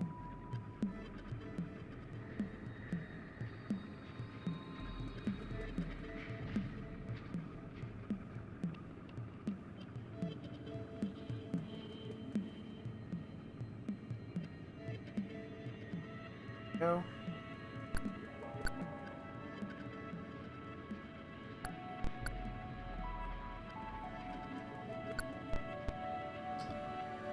Gunman up here. Um.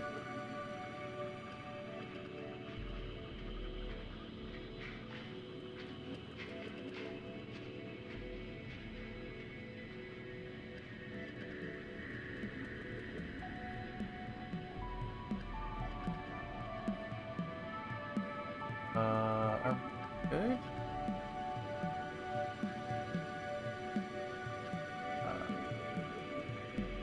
Oh shit. And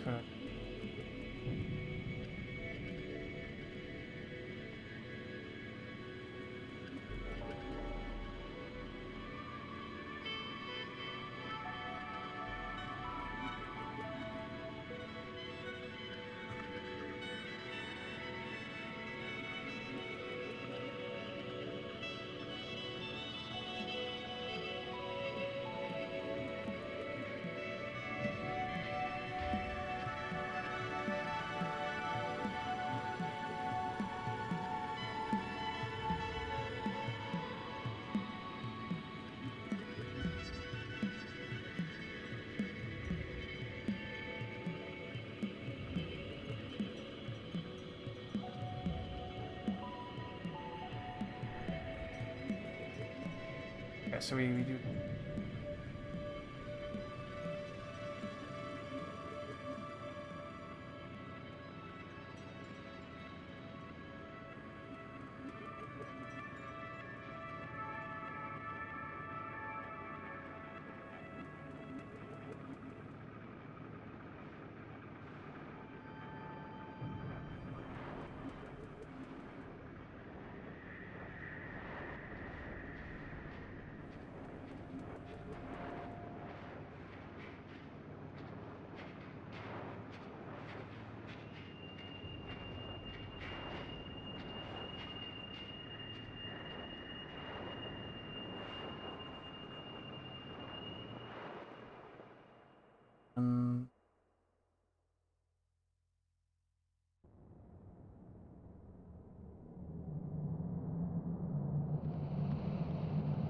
I think we're at.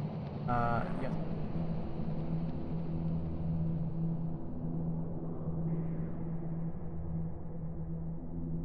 Okay.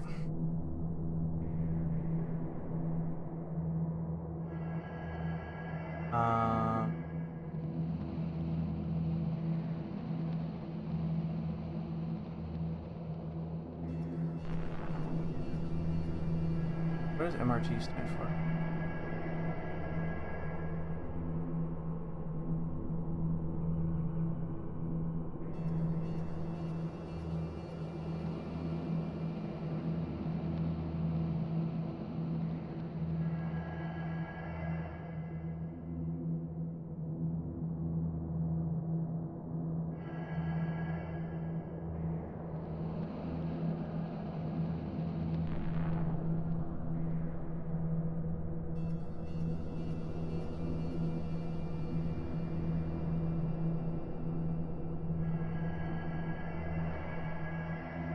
You know what? Let's just.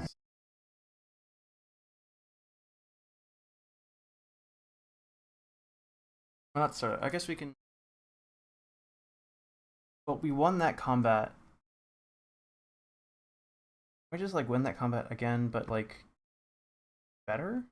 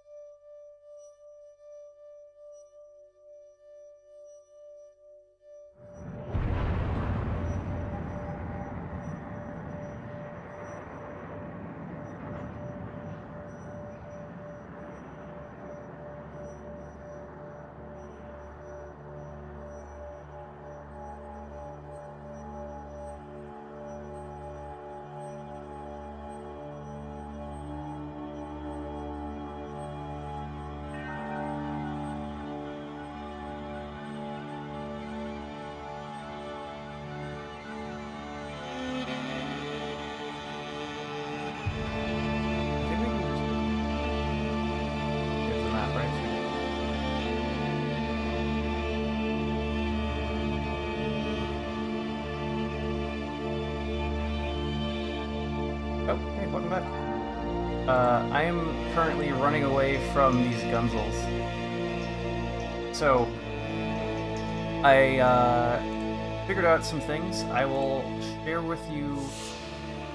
Okay. I will share with you exactly what they are in just. Okay, well, they're all on screen. So, yes, welcome back. Yeah. So basically,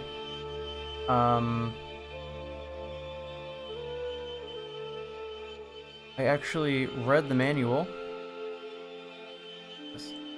I actually read the manual. Oh, actually, this is the manual. This is the hint book. Not even the hint book. This is the paragraph book. Whatever.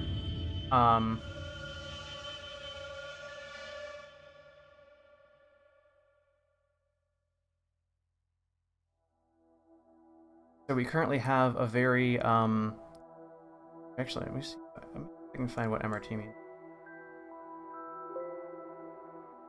I guess MRT is dead? I'm not sure.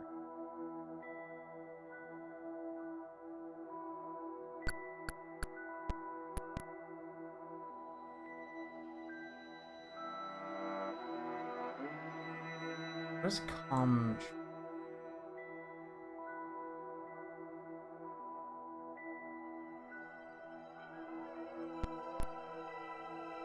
Doctor? Oh, you guys.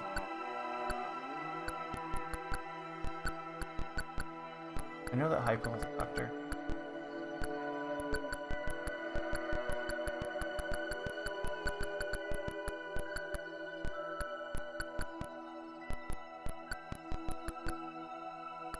Wants treatment.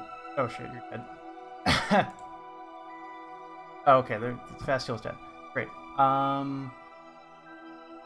Yeah, so I was trying to save Fast Heal, but Fast Heal is dead.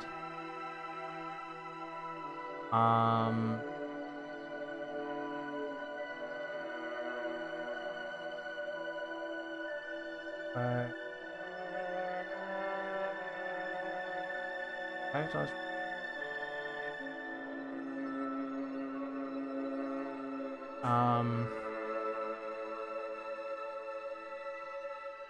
Yes.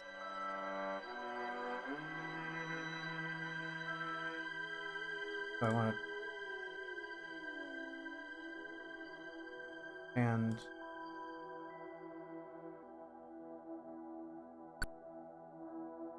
okay, well.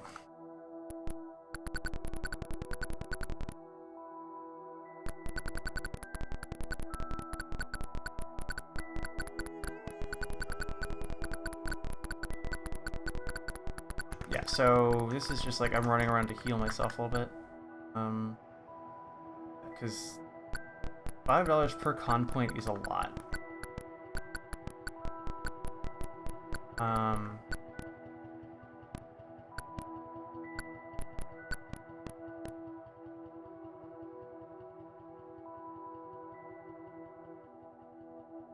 Honest Wreck didn't mean to get sick. I just hit better. Okay.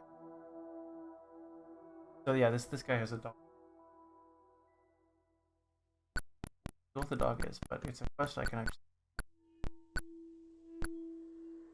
wanna my this is I also don't know how to recruit. I'm down to 3 party members, which is not great.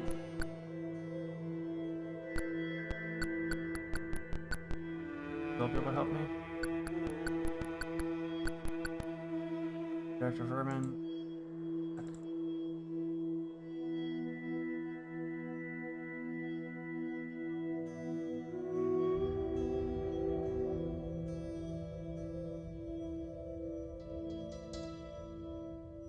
On radioactive vermin for 6 damage killing.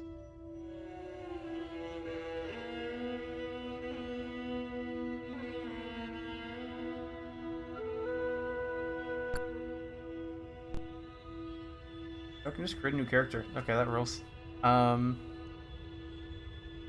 Hey James, what do you think? What should I name my new character? Do I even want a character? Hey, I think I do want high intelligence for the medical skill because I need another medic. Better.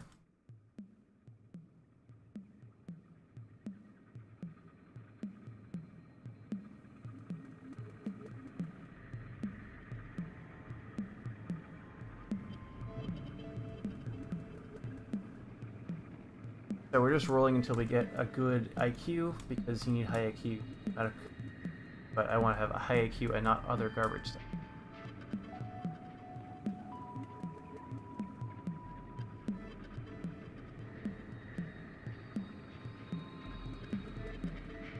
Point play hasn't been invented yet, but I wish the game had point.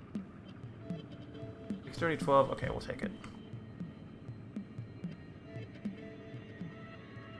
Fast, build 2.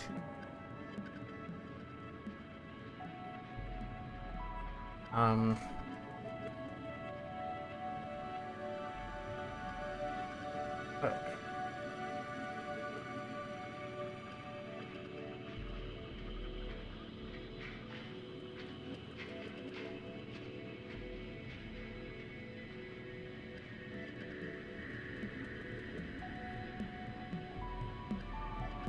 so wait, you just have an infinite number of...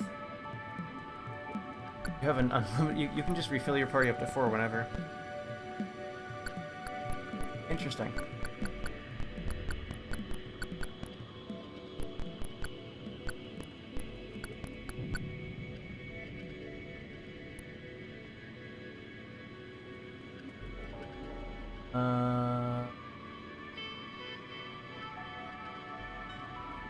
Let's go back to.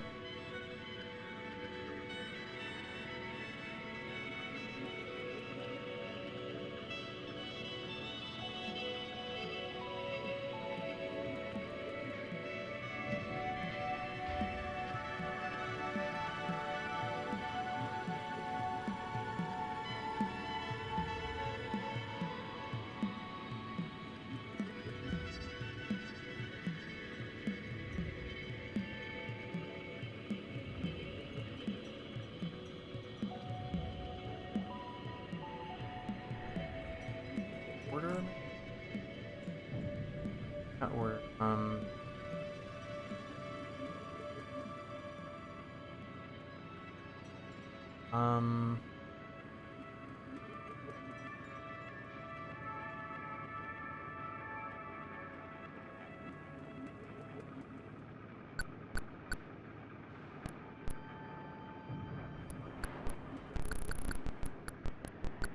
Actually, let's radio see.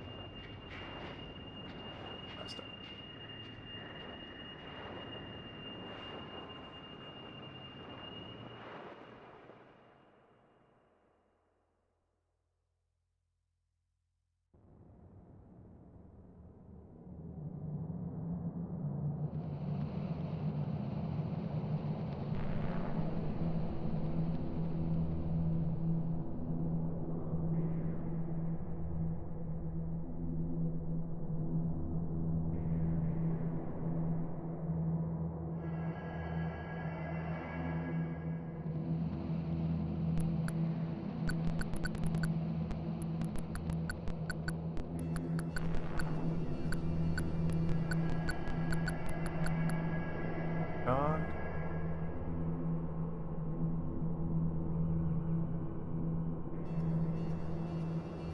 Over in the bushes.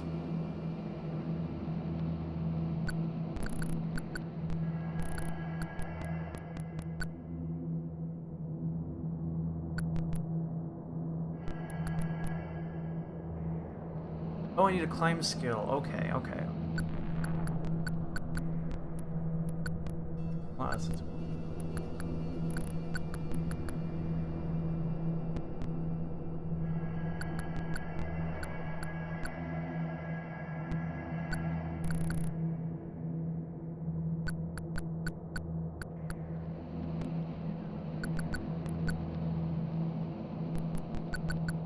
I don't think I can do that.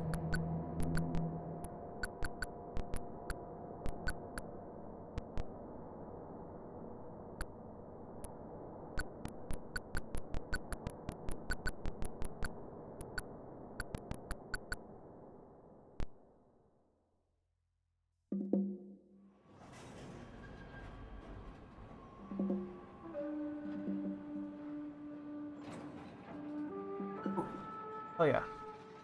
Next squeeze. So there's a guy over at what's this?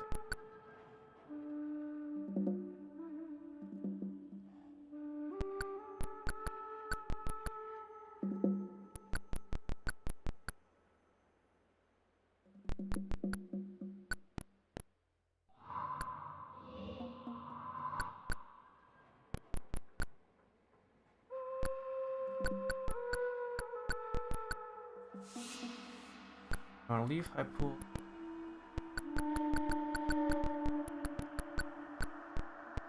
I want.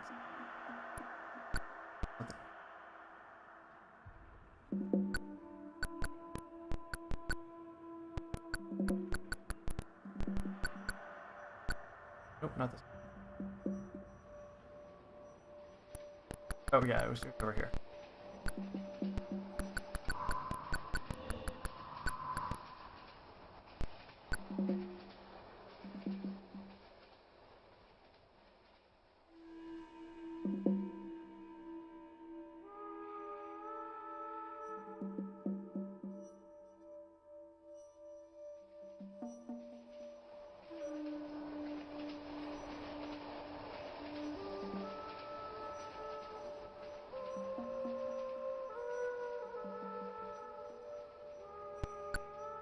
The car, okay. I have the item you want. They're okay to use.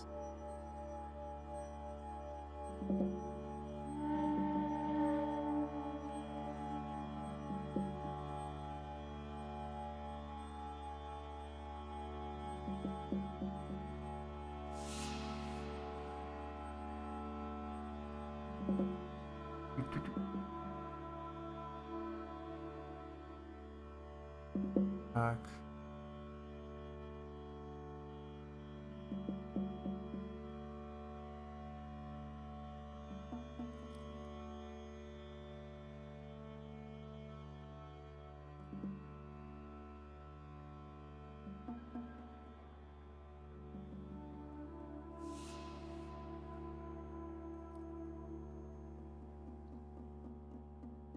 I'll get some.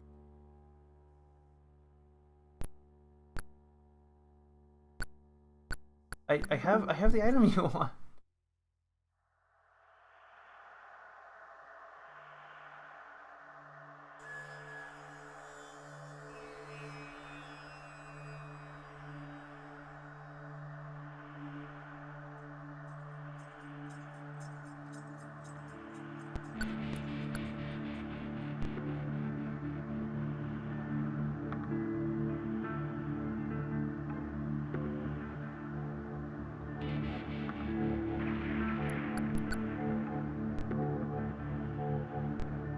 So I have the item the hobo wants, which is the next crazy.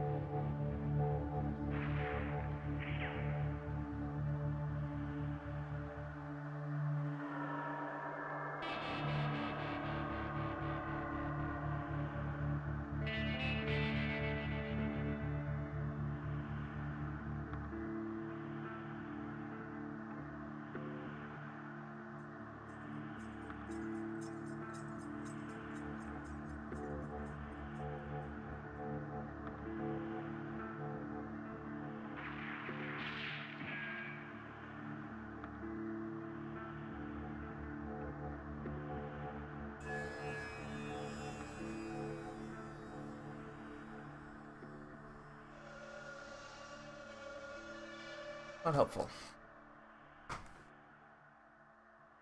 And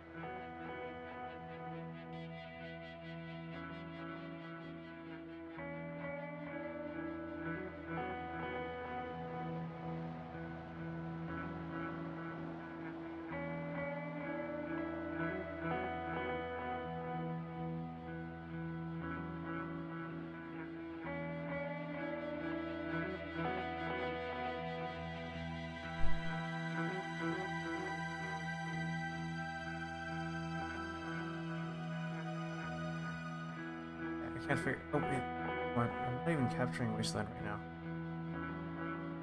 Okay.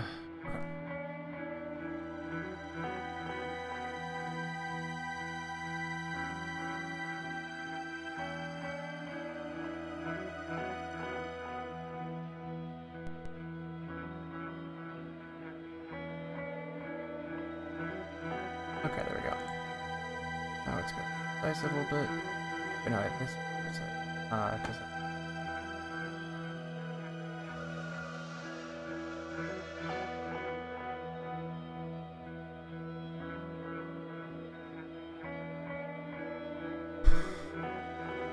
Okay. Hope it looks at me expected.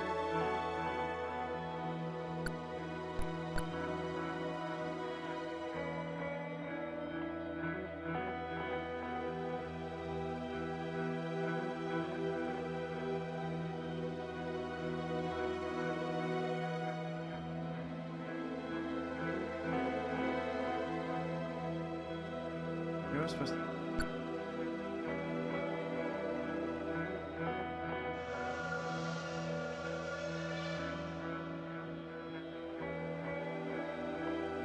You stare with utter disbelief as the snake squeezins vanishes down his throat. The hobo smiles, his eyes glaze over, and he burps.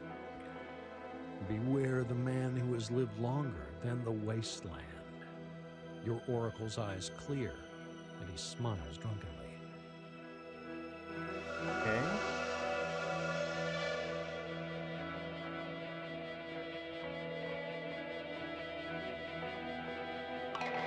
Where?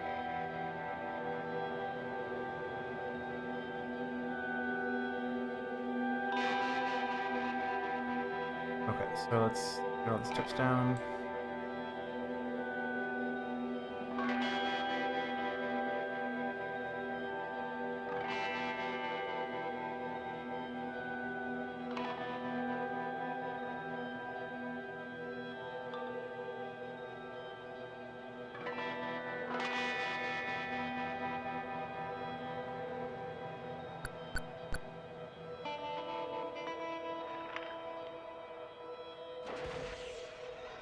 One-ten. The hobo guzzles snake squeezins the way an assault rifle gobbles bullets. His eyes glaze over and his voice deepens. Those who guard the past guard the secret to immorality. Morality. No, immortality.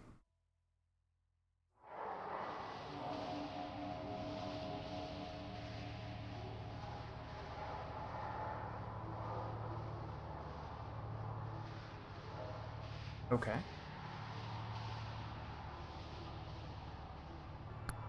Okay. Go get more snake squeeze.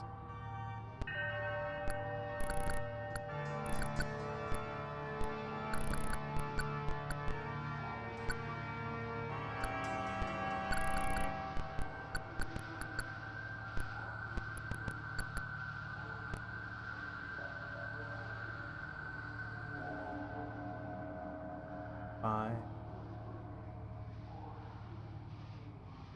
One.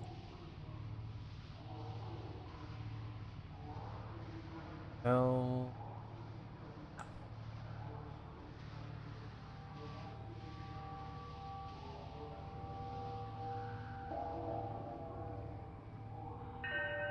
So.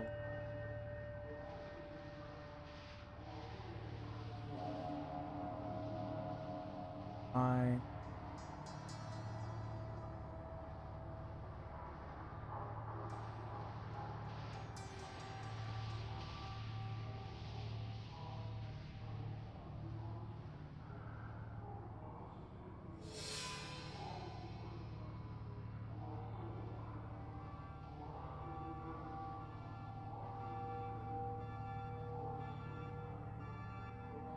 R.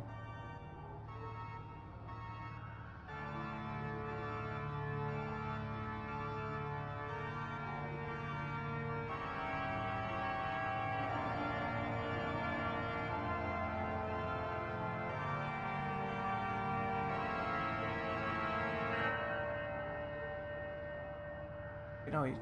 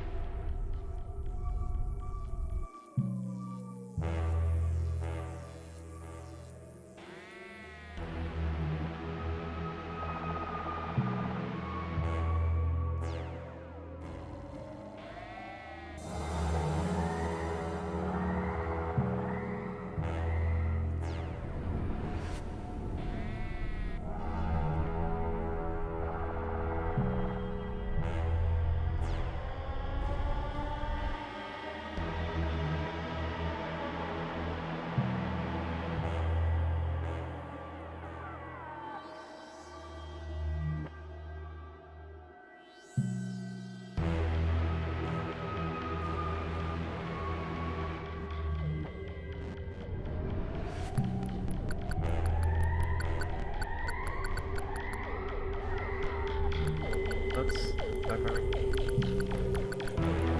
Oh, actually, the other way.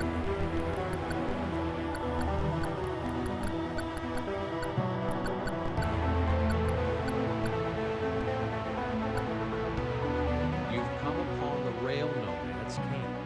Ornery looking longhorn. We read that one.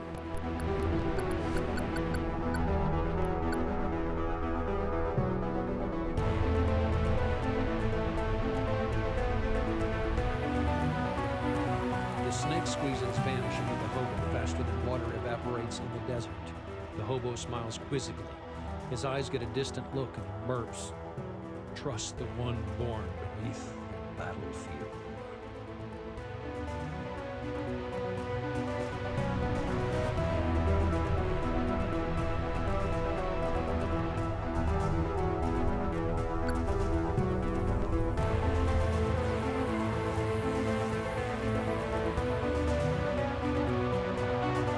Snake squeezins lubricate the hobo's throat and loosen his mind to travel places unknown to the sane. Man before wife, save a life. I have no idea if these are all even used in the game, but I'm gonna write them all down.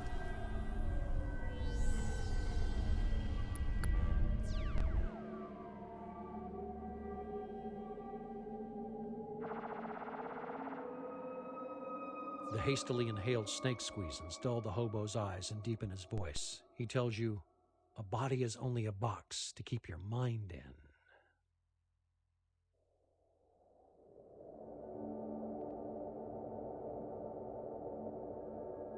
Okay.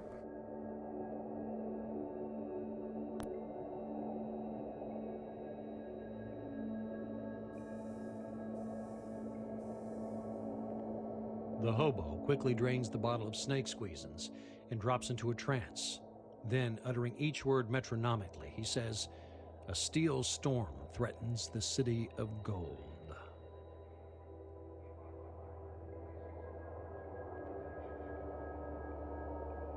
Gold, I assume is Vegas?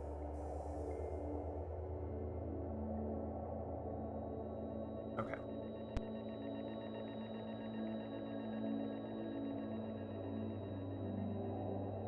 Snake squeezins drip off the hobo's chin as he drains the bottle. His eyes grow distant and his voice drops an octave. To the mother who speaks in riddles comes a child of promise. Aid her and aid justice.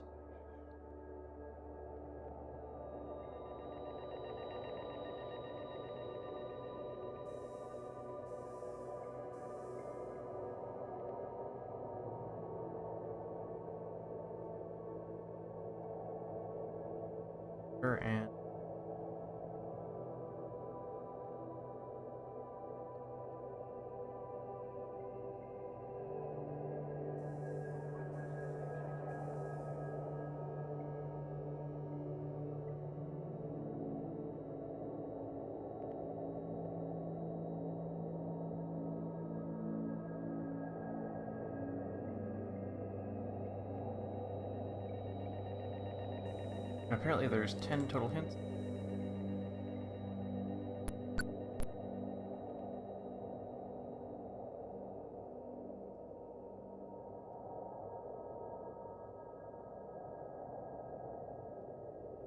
The hobo finishes the snake squeezins in record time and smiles wisely at you.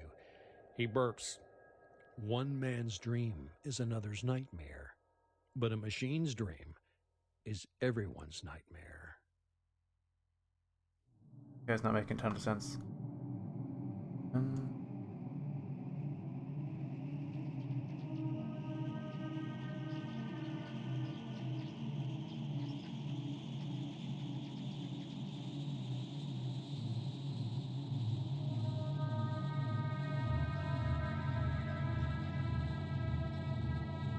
So how many was that?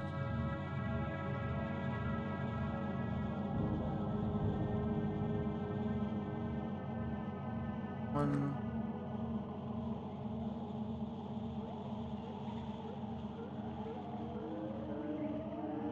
Four.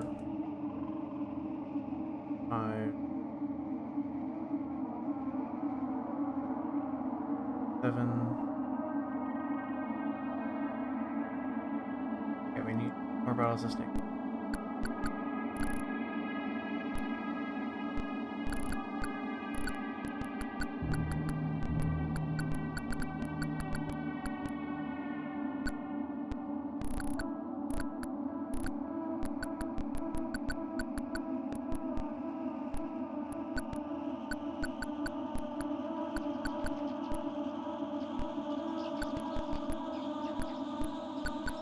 That would be helpful.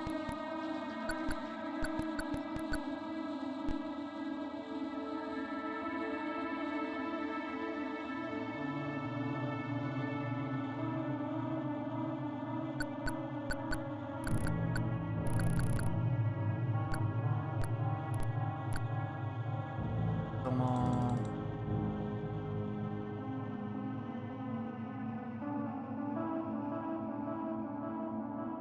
Yeah.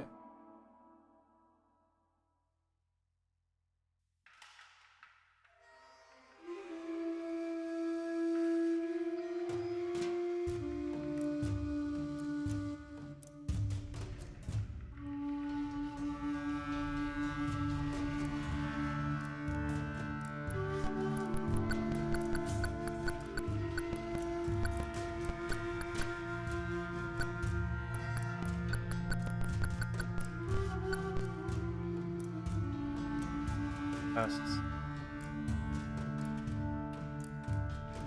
The hobo nods to you and then drains the bottle of snake squeezins.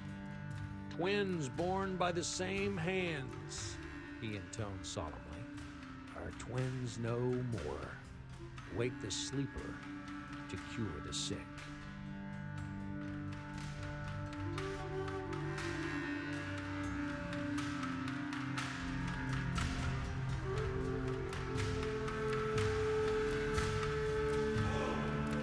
I got one more.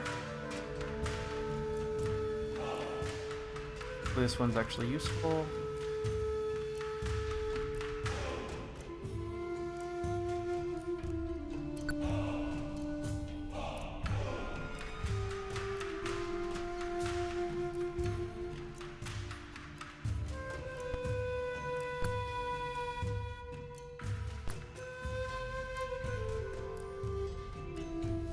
The hobo lowers the now empty bottle of snake squeezins and stares at you with glassy eyes.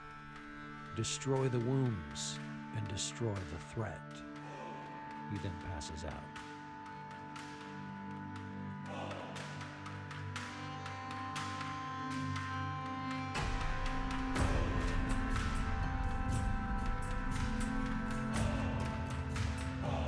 Make these all like point. There we go. Got 10 different hints. Ugh. Okay, great. We got him in very, very drunk.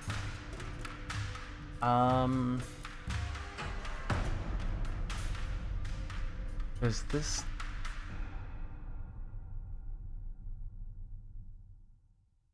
Mother speaks in riddles. From to the mother of speaks in riddles comes a dreadful promise. Her aid her in a just. One man's. Okay.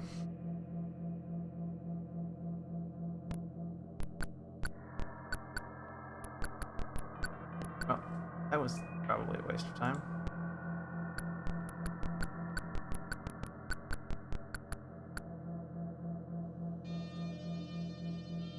Oh, come on.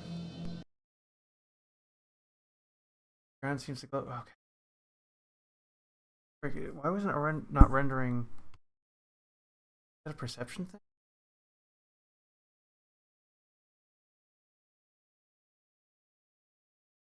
You know what? It's been 3 hours. I'm gonna call it. Thank you all for coming.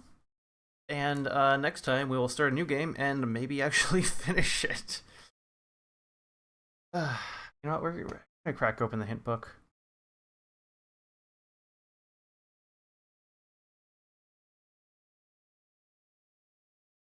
This did not come with the game. This you had to buy for like $12 as an add-on. Great.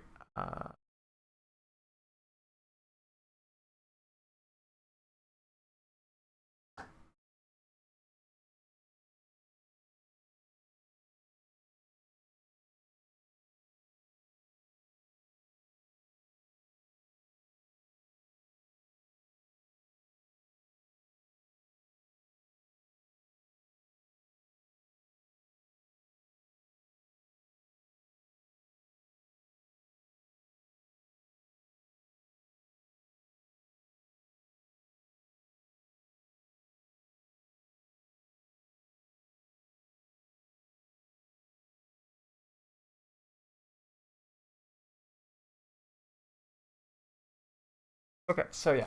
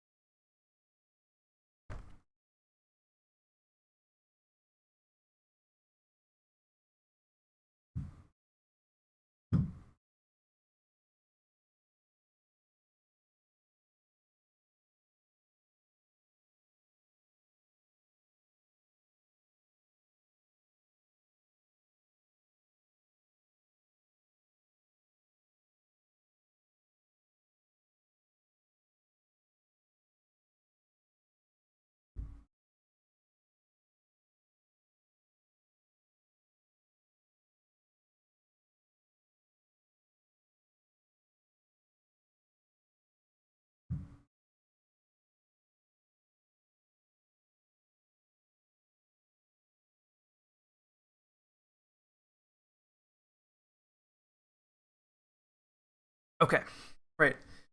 So the hint book will tell us, will basically act as a walkthrough, honestly, which I might need. I've been playing this game for 5 hours and I've made basically no progress.